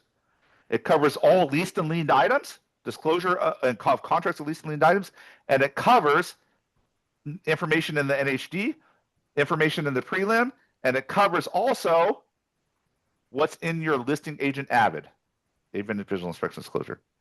So if you give your listing, if you're a listing agent and you give the wholesale disclosure up front and you give the listing and you get the avid later in the transaction, guess what? If they've all released contingency already, you have given that buyer a 5-day right of rescission right then. Wow. Stephen T, you okay with that? Because I know you're late on your avids now. Thanks a lot. Thanks a lot. Make sure I'm not from now on. Because if you get a good agent on the other side and they need to cancel, they are in the right and you are wrong, right? And this is separate from contingencies. This is right of rescission. So think about there's things out there. There's 3 levels here. There's the FHA VA appraisal contingency that is absolute by federal law. There is a 5-day right of rescission on anything required disclosing off the TDS, which the TDS requires to be disclosed. And there's and then there's contingencies below that. So just FYI. Beware. Beware. And if you're new, please be careful on these things. This is why your coaches harp on you on writing contracts right and being on time with your deadlines. Professional agents know their deadlines. Professional agents get the seller disclosures on time. Now, how do you get rid of the 5-day rescission? Does anyone know? What if you're a listing agent and you get a non-contingent offer? But you know, the minute you give them the seller disclosures, they get a 5-day rate of rescission. You're like, damn it, it's not really a contingent. They can cancel still, right? So the one way you can avoid that right of rescission is the buyer signs the seller disclosures and TDS prior to the contract. Can you say that again, please? You cut out real quick. The buyers sign the seller disclosures, TDS, SPQ, HOA docs, all that stuff prior to the contract. So in my world, in my business, when I take a listing on and we go live, by the time I go live, we have all the seller disclosures. I pre-opened escrow. I got all the reports. I have my AVID completed. We have the TDS and SPQ completed. We have everything completed. We even have HOA docs. If we're going listing and there's HOA, I make the seller order them right up front. So we have those. Because when if I get a non-contingent offer, then the first thing I do is I counter that offer and says, here's all the seller disclosures. Buyer agrees to review and sign disclosures as part of this offer. Review and approve and sign these offers as part of the offer. If you do that and include the signature of all those disclosures at the time of offer, there is no 5-day right of rescission. So Clear? you're saying that, so when you're the listing agent, you get an offer, you're gonna send a counter with all of the documents in it saying, sign this? Mhm. Okay, Because I know it's not really a non-contingent offer because they can have a right of rescission. But I can short circuit that by giving them the disclosures up front. But most agents are lazy. They don't get all the disclosures up front. They're not ready on their listing, and so they can't do that. Does it make sense? And they are stuck with a 5-day right of rescission, even on a non-contingent offer. Right? So, and I've done that with investors, and we've gotten the deposit back. They're not happy about it. But okay. Review seller. We got the preliminary common disclosures. These are HOA docs. You'll see the HOA, the seller is required to pay for most of it by state law, the HOA docs. So I often get these up top. Leased or liened items. What are common leased or liened items that you see on houses? security systems, solar. Security systems, solar, propane tanks sometimes, right? They're on propane. So just FYI, you need to have those docs. Part of the seller disclosures is giving them the contracts of those docs and telling them how to assume those leases. Make sense? So when I ask a seller, hey, about the list of property, do you have any leased or liened items? They say, well, no, I don't think so. And I say, propane tanks, solar, security systems. When was your security system installed, right? Usually it's typically about 2-year timeline on those. So beyond 2 years, you'll be okay. If the buyer needs to sell another property to buy it, typically they do car form COP. That brings in the COP form. That's a whole nother contingency. That's another class. Time of possession. Right now, the buyers, according to this contract, take possession upon recording. If you want a different time, that's there. Typically, the county in Sacramento and other locations, Sacramento has 2 recording times, one around noon, one at the end of the day. A lot of the other smaller counties have only 1 recording time, so just note that. Seller occupied or vacant units.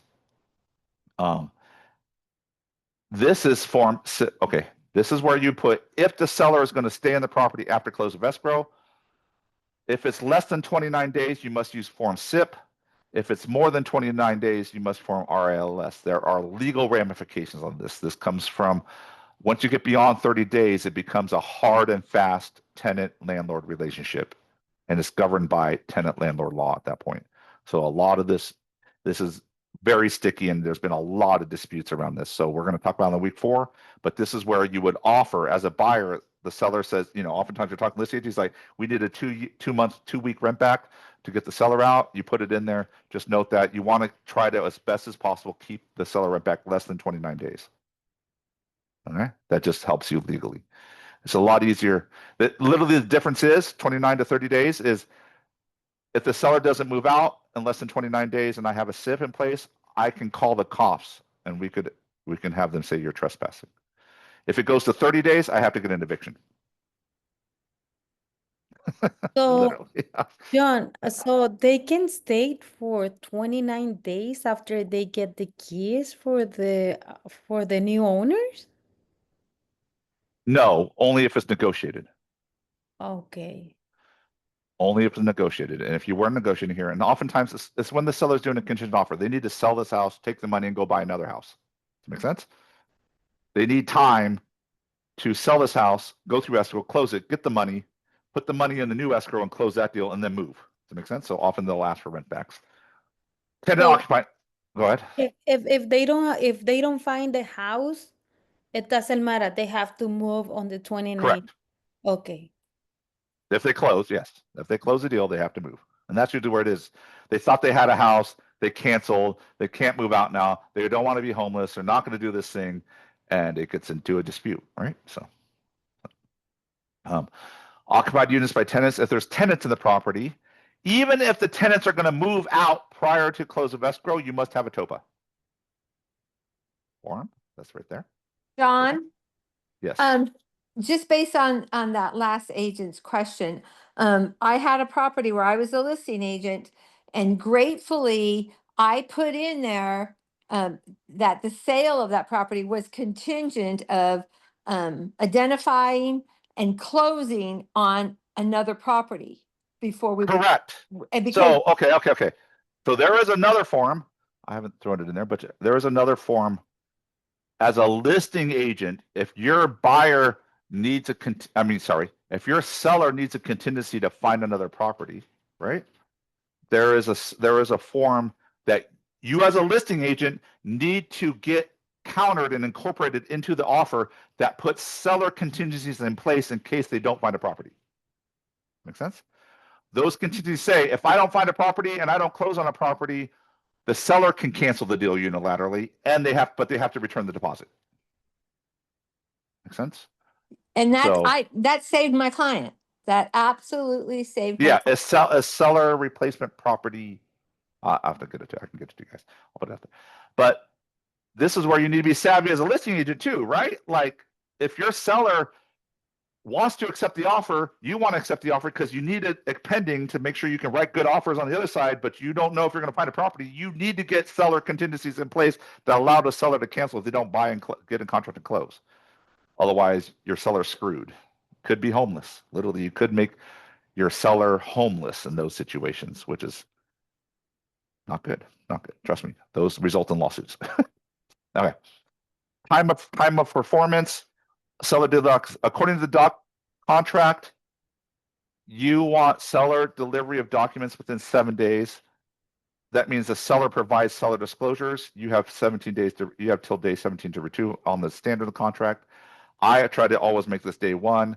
I try to give, even if they're doing investigations, I definitely try to give all my seller disclosures day one. Because I know, say they wrote 10 days. If I give it day one, they have no right of rescission after day 10, right? As expired after day 5 already, right? So sign a return escrow holder documents as standard, time to pay HOA fee ordering doc, time to pay fees for ordering HOA documents. I traditionally have my seller already over order docs up front because they're required to pay. Smoke and alarms, water heater bracing. This is saying that what are the three close escrow requirements, retrofit requirements? Anyone know? 3 of them. What are they? They're right there. Smoke alarms, CO detector, and water heater bracing.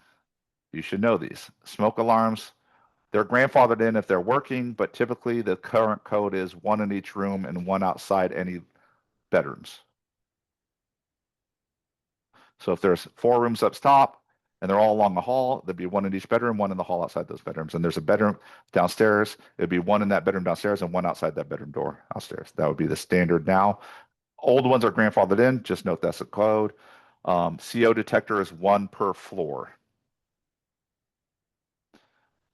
Water heat bracing is double brace. Depending on where the water heat is located, the bracing is different. So you would consult your inspector on those. This is just saying that that the seller will have those up to code within 7 days after acceptance. Okay. Included items. We have 30 minutes here, so we're gonna go. Included items. Please be careful about this. You should put items that are currently in the property that are not considered transferable, not considered attached to the property, which includes stoves, refrigerators, washer, dryers, some dishwashers, some microwaves. They could be considered non-attached. So be careful on this. I've had disputes on video equipment. If there's cameras on there, please be clear when you're writing the offer as a buyer. If your buyer wants the cameras, trust me, I had this thing where they had a security system that he put up and all these cameras and he took them and it was a big old fight, right? So make sure you're writing things. So this is where you're smart as an agent. You're looking at the pictures, remembering the things. You're looking at all the things the buyer wants. When the buyer sees the property, they want those things. You need to make sure you put in there. I've had people remove electric car chargers out of the house when they were trying to get them chased. So those things are important. Same thing on the listing side. If you get this and there's things that are checked that are not in the house or your buyer does not want to transfer, you need to counter those out. Natural hazard disclosure report. Typically, the seller pays for these. These are the allocation of closing costs. These are typically what's negotiated. These are not all the closing, but you can hear slap provider. They're all here. I recommend you put Cap City NHD. This is actually our own company's Cap City NHD. This income helps the overall bottom line of the brokerage, which helps profit share. And we profit shared $5,000 last month to our agents. So I recommend you put Cap City NHD. That is our current Cap City. But of course, you can change any of these. But if you put Cap City NHD, that will benefit the office, and that will all help us provide more service to you and profit share to you. So I recommend you do that. Optional wire file disclosure report. You can add more disclosures if you're in a high or very high rated fire zone, and those are changing actually, so here soon. But you can provide those if you want to. Those are tied to the NHD, and those provide more details about, just so you know, when you're doing fire zones, there is a requirement that this certain entities, either local entities, cities, counties, fire districts, or the state CAL FIRE, are supposed to do annual inspections on the defensible space on this. It is supposed to be required. It is not enforced well. So a lot of sellers don't do it. And by the time you sell, that you have to negotiate a lot of it. That will come up in there. So smoke alarm duct detectors. If the smoke alarm CO water detectors are not braced properly, who pays for those? Typically that seller. Government required point of sale inspection reports. Government required point of sale. This is for if a jurisdiction has its own requirement, what we call retrofit requirements. We know the state has water heater, smoke detector, CO detector retrofit requirements. There are some local jurisdictions that have point of sale requirements as well. Can people name some out there? Who knows some? Anyone? Come on. I know some of these are experienced out there. In the city of Davis, before a sale can happen, a seller must have a permit inspection of their home, physical inspection by an inspector of the city of Davis, and they will go and inspect anything that was not permitted or approved to be in the house, and they will develop a report and ask you to either permit it or remove it. That is a government required inspection that is in the city of Davis. In the city of Woodland, you're required to the fire department is required to investigate all fire sprinkler systems in homes or buildings prior to close of escrow. So that is another inspection in the government board section in the city of Woodland. In Placer County, if there is a black kettle wood burning stove in the house, it is required to be inspected. And that's a local. So if you're not in one of these local jurisdiction areas, you should be countering this out. If you are, though, you need to be, this Q4 is saying, who is paying, Q5 is saying, who's paying for the inspection or report? And this is saying, who's required to fix it, pay for the fixes in the report. And typically that's seller if you're in one of those jurisdictions. Escrow fee, you can do both, which is 50-50, or you can do each pay their own fees. Escrow holder, owner fees. Typically in Sacramento area, most of the valley, the attrition is you split. You can either do both or each pay their own fees of escrow fees. Typically, the seller pays the owner's title insurance fee. That's typically, remember, it's different by county. If you get toward the Bay Area, it switches. Please note that. Don, Yes. back up to 5 and 6. When you checked seller, you said seller pays for the fixes. Does the seller also pay for the initial inspection by checking those boxes? Q5 is who pays for the inspection. Okay. Q6 is who pays for the requirements Oh, for I see. corrective or remedial actions from the inspection. So if Okay, I you see. check that both, one saying who's paying for the inspection, who's paying to correct the things in the inspection. I understand. Right? Okay, thank you. Okay. Escrow is typically split, owner's titles thing. There's also another title policy that your buyer, if they're getting a loan, will get their own, lender will get a title. Typically the buyer pays that. There's county transfers, and there's some cities that have transfer tax. Typically the seller pays the transfer tax, sometimes a split. In areas where there's a city transfer tax, typically either it's split or the buyer sometimes pays it. Sometimes the seller pays it. This one really wobbles a lot, the city transfer tax. Not all cities have transfer taxes. City of Sacramento does. The next closest city, I believe, is the city of Vallejo. There was a law passed back in the day, a long time ago, for the county transfer tax, and it limited all city transfer taxes. But cities that were here prior to statehood, or prior to that law passing, which is right around statehood, can have their own tax. So the old cities, Sacramento, Vallejo, some of the old pioneer cities, can have their own city tax if they want to. So you see those. If you don't know, you can Google. All you have to Google is traditional California closing costs by county. Just Google that. All the major escrow companies do a sheet that show you how to split the costs by county. Please do that. If you're going into counties you are not aware of and how to split the costs, please note that. I'm telling you right now that it's both for escrow, seller pays county transfer, and maybe you split buyers. This would be typical for Sacramento. If I went into the East Bay, I went into Oakland to write an offer, this would be buyer,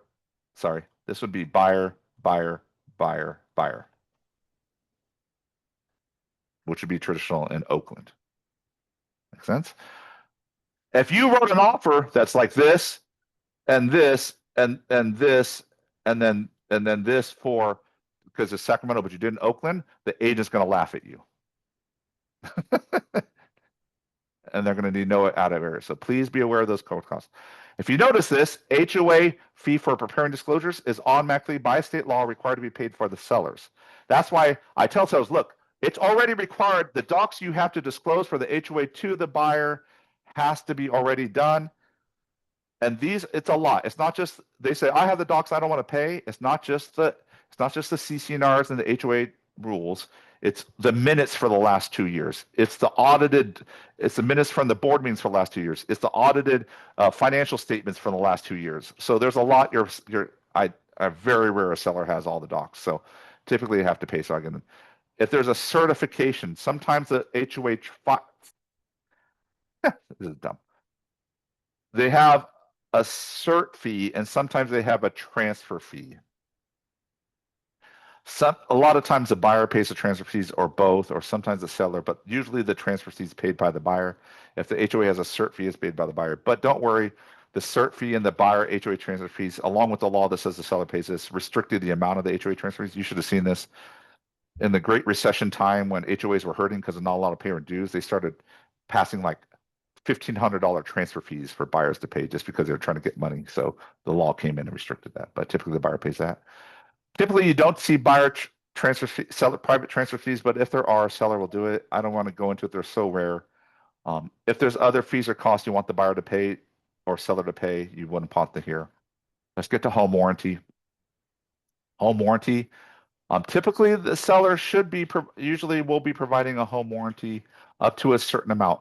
Please check the provider you want to protect. I recommend, and this is just personally, Fidelity home warranty. I have seen claim approval rates by the home warranty companies, and I would say Fidelity approves claims at about double the rate the other home warranties claim. That means your buyer makes a claim, they're more likely to approve it double of what the other home warranty companies are doing. So please, I would recommend them, which is here for National Home Warranty. I would go to Fidelity site. They have brochures. You want to put around. I had an agent that just put in $500 because said that should be enough. They got into contract. The actual bill was $670.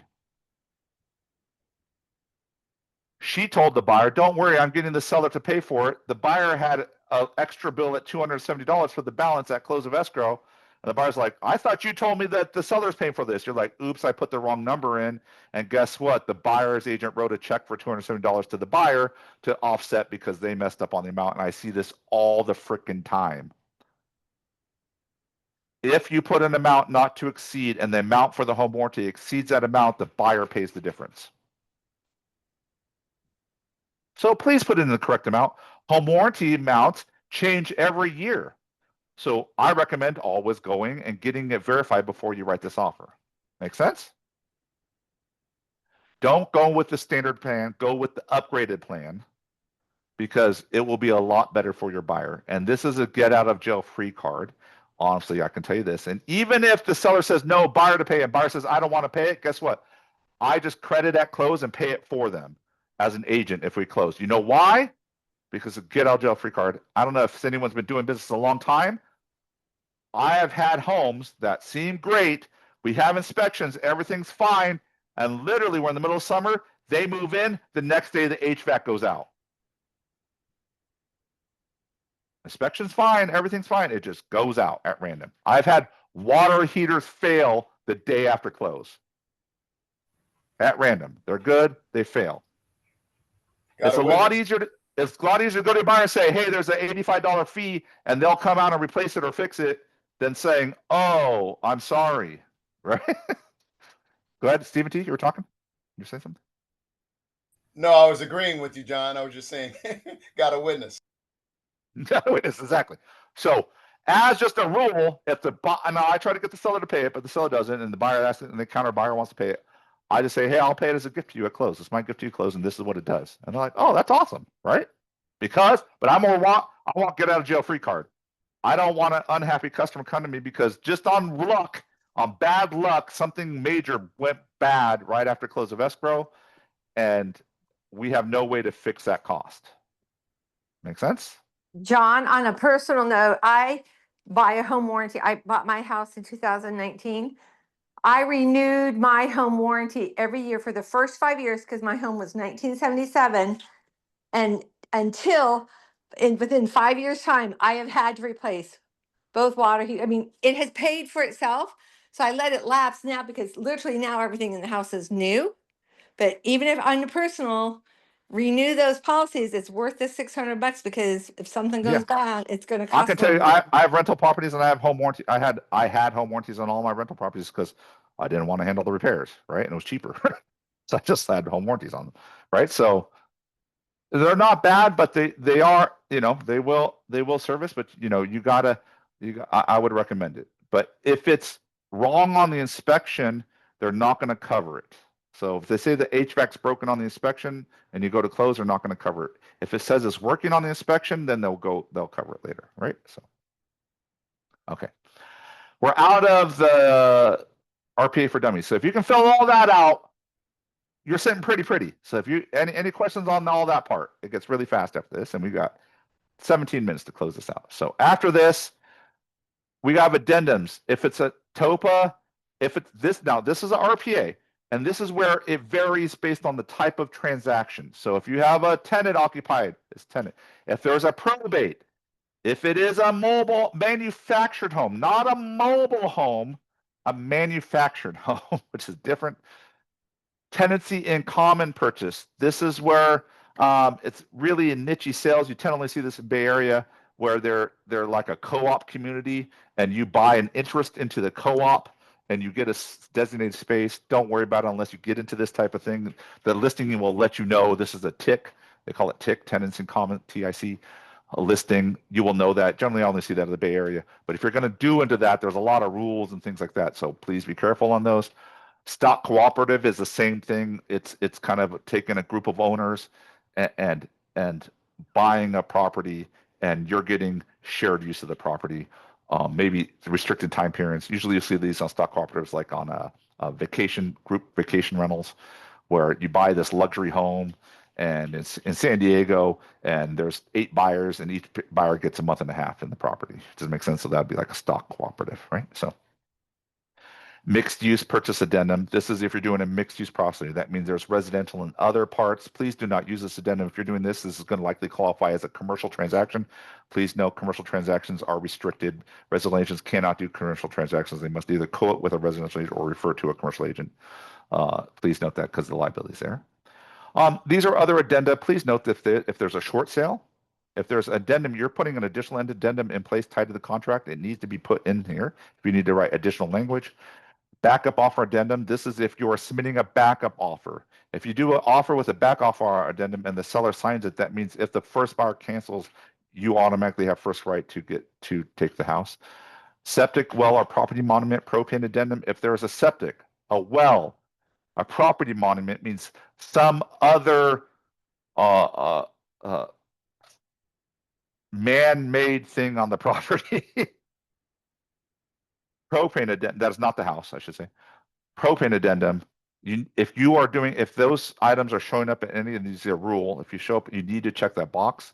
It'll pull a form in called the SWPI. It will tell you, it will say who pays for it'll go through the inspections. Who pays for the septic inspection? Who pays for the water quality and water pressure test inspection? It goes through all those things.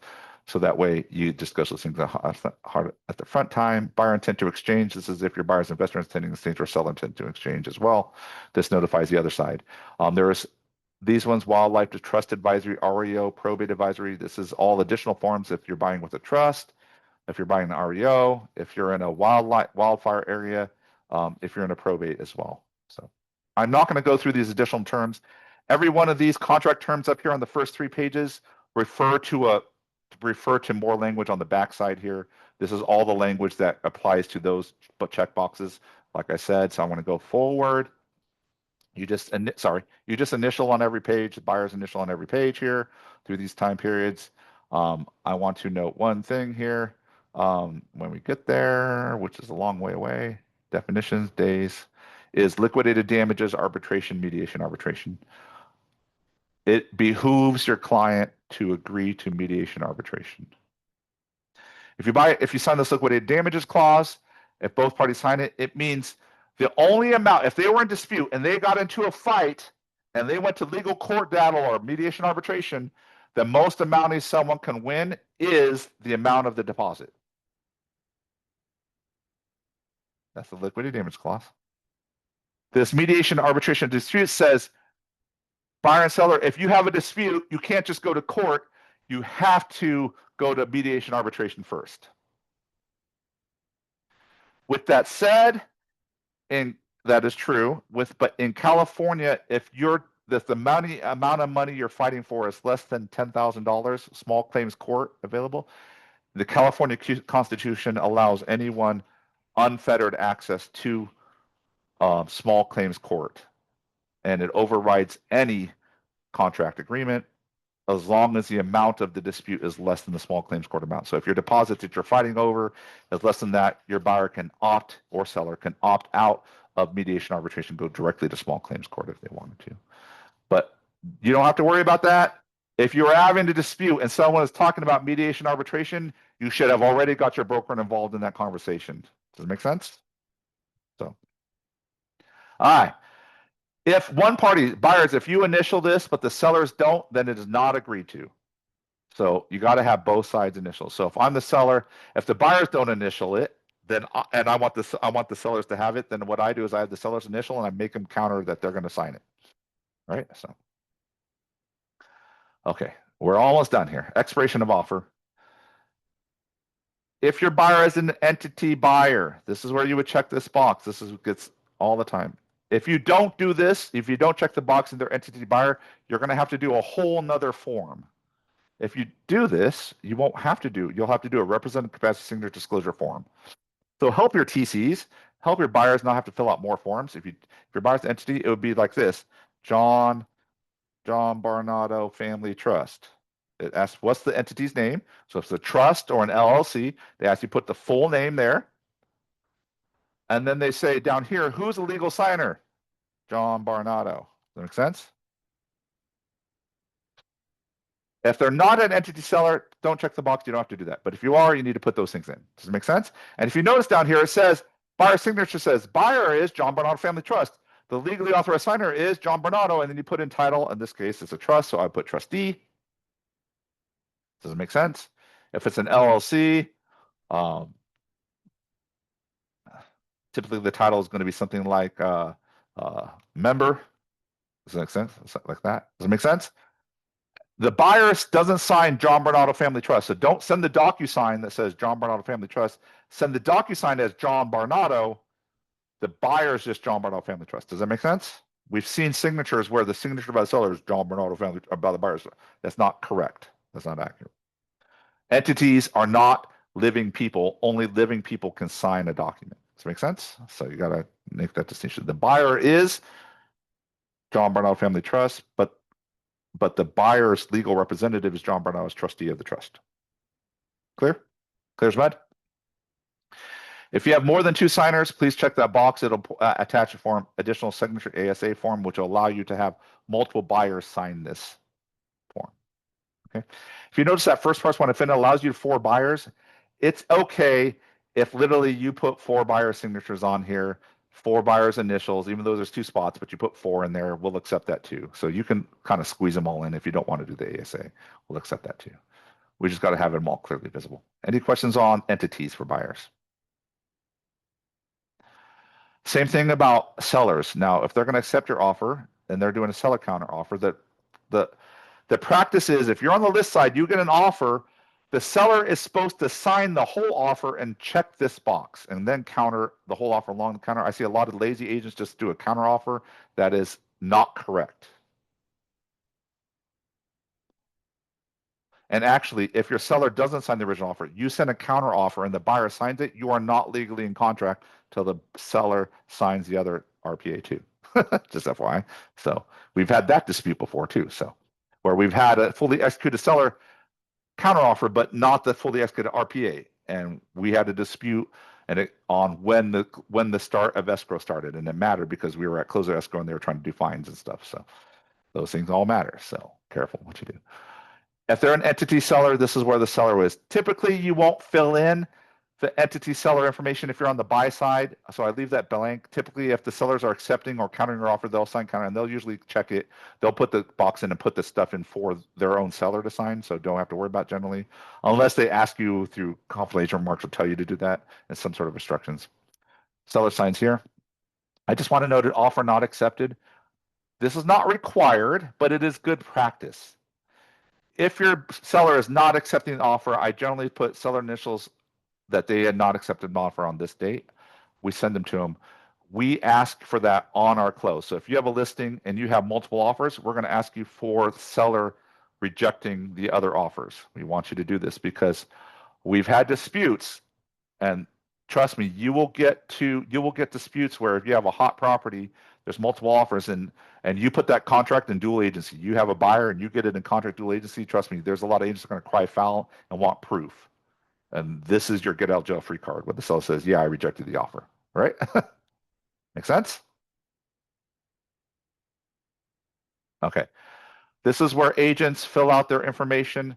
It is customary that it is good practice and professionalism that you fill out the listing agent's information as well off of MLS. I see lazy agents that don't do it, and it's a practice that will make your listing agent unhappy with you. So just FYI. And if you're in a multiple offer situation, you want your listing agent happy with you. Presentation offer. This is your group. Remember, you have the right to present the offer. This says the seller broker presents this offer to the seller. The seller or agent would initial there and date there. This is saying proof that I presented the offer. Make sense? So I always fill this out if the seller's countering or the seller's accepting the offer. I put my initials and date there showing I presented the offer that day. Make sense? Are we cool on that? Escrow holder acknowledgement is typically when the escrow provides that. You don't have to worry about that. Presentation of offer. Are we good with those forms? Okay. Just additional forms here in the last 6 minute. Buyer investigation agency. This is just saying, hey, buyer, you have the right to investigate the property, and these are the things you should look at. Pretty simple. Nothing big about this. It just talks about square footage, acres, boundaries, soil, all this other stuff. Just have the buyer sign. Possible representation of more than one buyer. I'm going to say I got to touch on this a little bit. This is talking about dual agency. This says buyer. I have the right to represent other buyers on the same house. This says I have the right to represent other buyers and write offers on the same property. This says also I can be a dual agent. I can be the listing agent, and that's okay. Does that make sense? So, I'm going to note that. Sorry, they changed this form a little bit. Dual agency and training. In the event of dual agency, seller and buyer agree that if a dual agent may or not without person, you have one. If you're going to do dual agency, number one thing, you must disclose it. If you're a listing agent on the buy side, you got multiple offers, you gotta say, I have these 6 offers, and this one of the offers is from me. You gotta disclose that because you will earn both sides of the commissions under that well, one side and then also negotiated by. There's two things on this. A dual agent may not, without the express permission of respective party, disclose to the other party confidential information, including but limited to facts related to the buyer or seller's financial position, motivations, bargaining position, or other personal information that may impact the price, including selling willing to accept a price less than list price, or the buyer's willingness to pay a price greater than the price offered. So if you tell the buyer, hey, write an offer with me, and the sellers are probably willing to go down less than list price, so let's light it here, you have violated your fiduciary to the seller, period, end of story. If you were sued, they would win. The seller would win. If you have a buyer or dual agency and they're approved up to 500, your house is listed at 500, but they want to offer 475, but they said, if we really want the house, if they counter, we'll go up. And you go to your seller and say, hey, let's counter this at 500 because they'll come up if you want to. Violation of buyer fiduciary. Period. Done. End of story. You lose. Does it make sense? If you're doing a dual agency transaction, you cannot disclose to the other party the buyer's ability to move off the list price or the offer price and their ability or willingness to move off that price. You cannot disclose that. Sometimes it's best to refer it. So a lot of agents don't like that. Number one way lawsuits happen is dual agency transactions, right? When lawsuits happen against agents, number one way, and it's crazy. It's literally like 60% of lawsuits against agents are a result of dual agency transactions because you can hide so much stuff in here, right? So Greed. greed, basically. So how do I handle this if I'm a dual agency situation? Like, John, what do you think? Is this a good offer? On the sell side, I said, Mr. and Mrs. Seller, let's review the comps again. Let's talk about why we listed the home at this property, and let's talk about the comps that may have happened since the time we listed the property that may revise how we want to respond.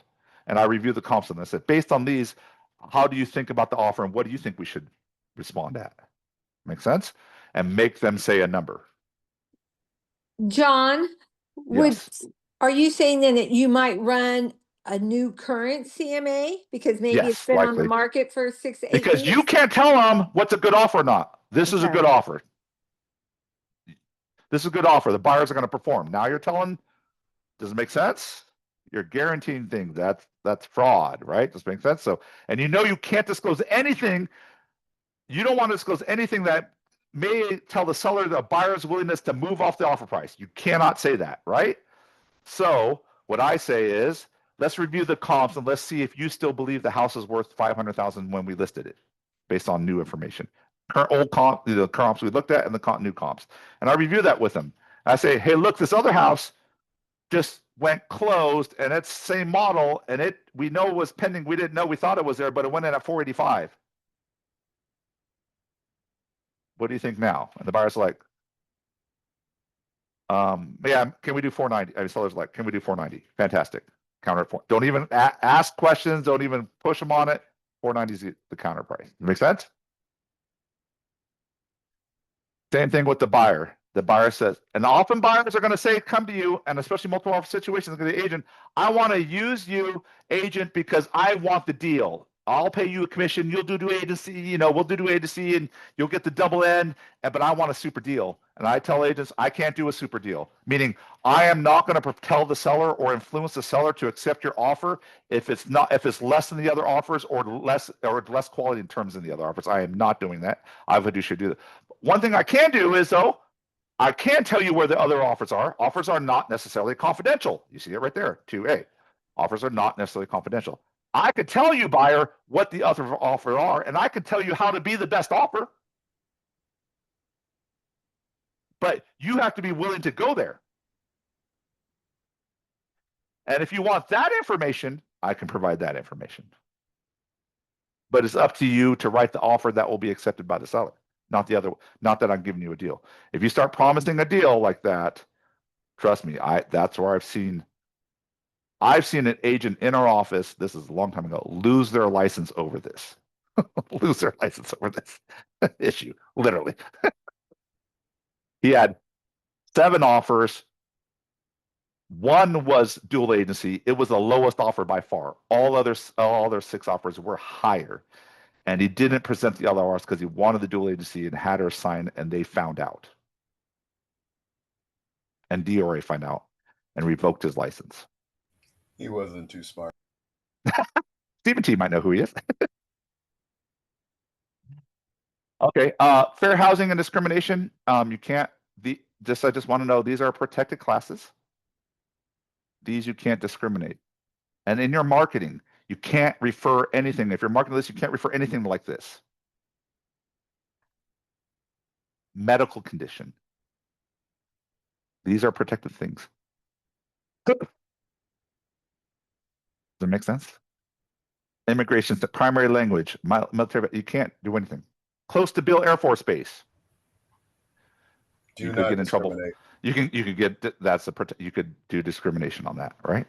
You're trying to discourage non-military people to not look at the house, right? So be very careful on your descriptions of the house that you put on Metro List and out there, because if it refers or discourages or encourages any of these classes, you are literally doing a fair housing violation. And it's super easy because it's public. Literally, California Fair Housing and Employment will literally just print it out, send it to you, and have a case. Done. So you're done. So FYI. And buyers and sellers sign that. Buyers, homeowners insurance advisory. This is a new form in there just saying, hey, buyers, be careful because insurance is wacky right now and you need to figure that out. Okay. Wire fraud and transfer advisory. I would recommend you talk to them about this. It's just another form, but I recommended wire fraud is bad. We've literally had a buyer, first time home buyer. She was a single mom. Her mom passed away. They got life insurance, $300,000. They spent it to buy a $275,000 house. This single mom didn't really have a job, was on welfare, buying this house cash. And she got frauded. That someone hacked the escrow officer's email and emailed wire instructions that was wrong and sent the money to Russia or something. This was in Roseville. $275,000 gone. Buyer did not get the money back. There's no fund, nothing. She lost the house. Done. So I tell people this: you are going to wire funds. You do not get the funds from me. You do not get the wire instructions from me. I do not provide wire instructions. John. So if you get an email from me saying I wire instructions, that is a fraudulent email. FYI. 2, you only get the wire instructions from escrow, and they will not email them to you. They will give it to you at time of signing. Or if they do give it to you by email, it'll be through a secure portal where you can get that. And before you wire, I'd recommend calling the escrow officer and verifying that account information prior to wiring money. Yes. I had a situation, it actually happened to me before I was with you and I was with the other broker, where, because I tell every one of my clients, when you get the wire instructions from the title company, call me, and then I will call the title company and confirm the information given to you. That actually happened, and the title company said, those are not our instructions. The account number is wrong. We have not sent it out yet. So And I can tell you this, Yeah. most escrow companies worth their salt nowadays will not send those instructions via email. And they all have secure portals. Well, they'll do it through a secure portal, or they'll do it only at the signing.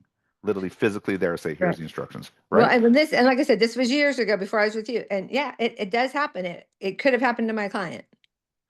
So wire fraud is real. Please, please, please, when you're doing this form, this is the reason it's in there. You need to have a conversation with your buyers about wire fraud, because the last thing you want is that situation where your buyer is out $275,000 cash. And it's because, and we've had it before. I've had other instances where they didn't hack the escrows, they hacked the realtor's email. And the escrow instruction, the wire instructions came from the realtor's email. And guess what? That realtor was on the hook because they did not adequately protect their data. And which goes to the next form, Consumer Privacy Act Advisory Disclosure Notice. This says, you, as a real estate agent, you must protect your client's data. Not only that, you have to be careful. You have to have virus software. You have to have firewalls. You shouldn't be on Starbucks open network with your laptop doing transactions. Does that make sense? And if you don't, and there's a breach, you may be liable. And this disclosure says, buyer, just in case you wanted to know, I'm liable for a breach of data. If you have a breach of data and it's my fault, this is what this form says. So, FYI. Any questions? That is the last of the standard forms on this contract. I went 6 minutes over. I apologize. But here we are. Any last minute questions on the RPA or other forms to there? No. Well spoken. No? Okay. I appreciate you guys. Next week's Tuesday, 1:30, we're talking listing agreements and CMAs. I will talk a listing agreement and I'll also comp properties and talk CMAs there as well and how to produce those. Caroline, do you have a John? question? Yes. John, Jose. before you leave, I have a question for you. I have a potential client right now. He was injured and received a large settlement, and he wants to buy a home cash. Okay. How long does his money needs to be seasoned at the bank before we can do anything? None. None? If he Okay. if he buys the house purely cash, no seasoning is required. Although, if the seller demands a bank statement, you might have to wait a month, right, to get an actual bank statement for proof of funds. The seasoning requirement of funds only comes into place when there is a loan. Oh, perfect. Perfect. And But how if he was close? using a lot of cash and getting a loan, then you would have to season the funds. But if it's just got pure it. cash, no seasoning is required. So Perfect. Okay. cash is Because like going to Walmart and just buying it, right? That's cash, right? So okay. Okay. All right. Sounds good. And how quickly can a sale, a purchase of that kind, how quickly can it close? okay, there won't be a lender involved, so you would talk to escrow. I've seen Okay. typically they'll ask for at least 10 days to close escrow. Right. I've seen that. But you'll want to talk to the escrow officer and see if you want to go quicker or a little bit longer. They know their timelines, right? So Awesome.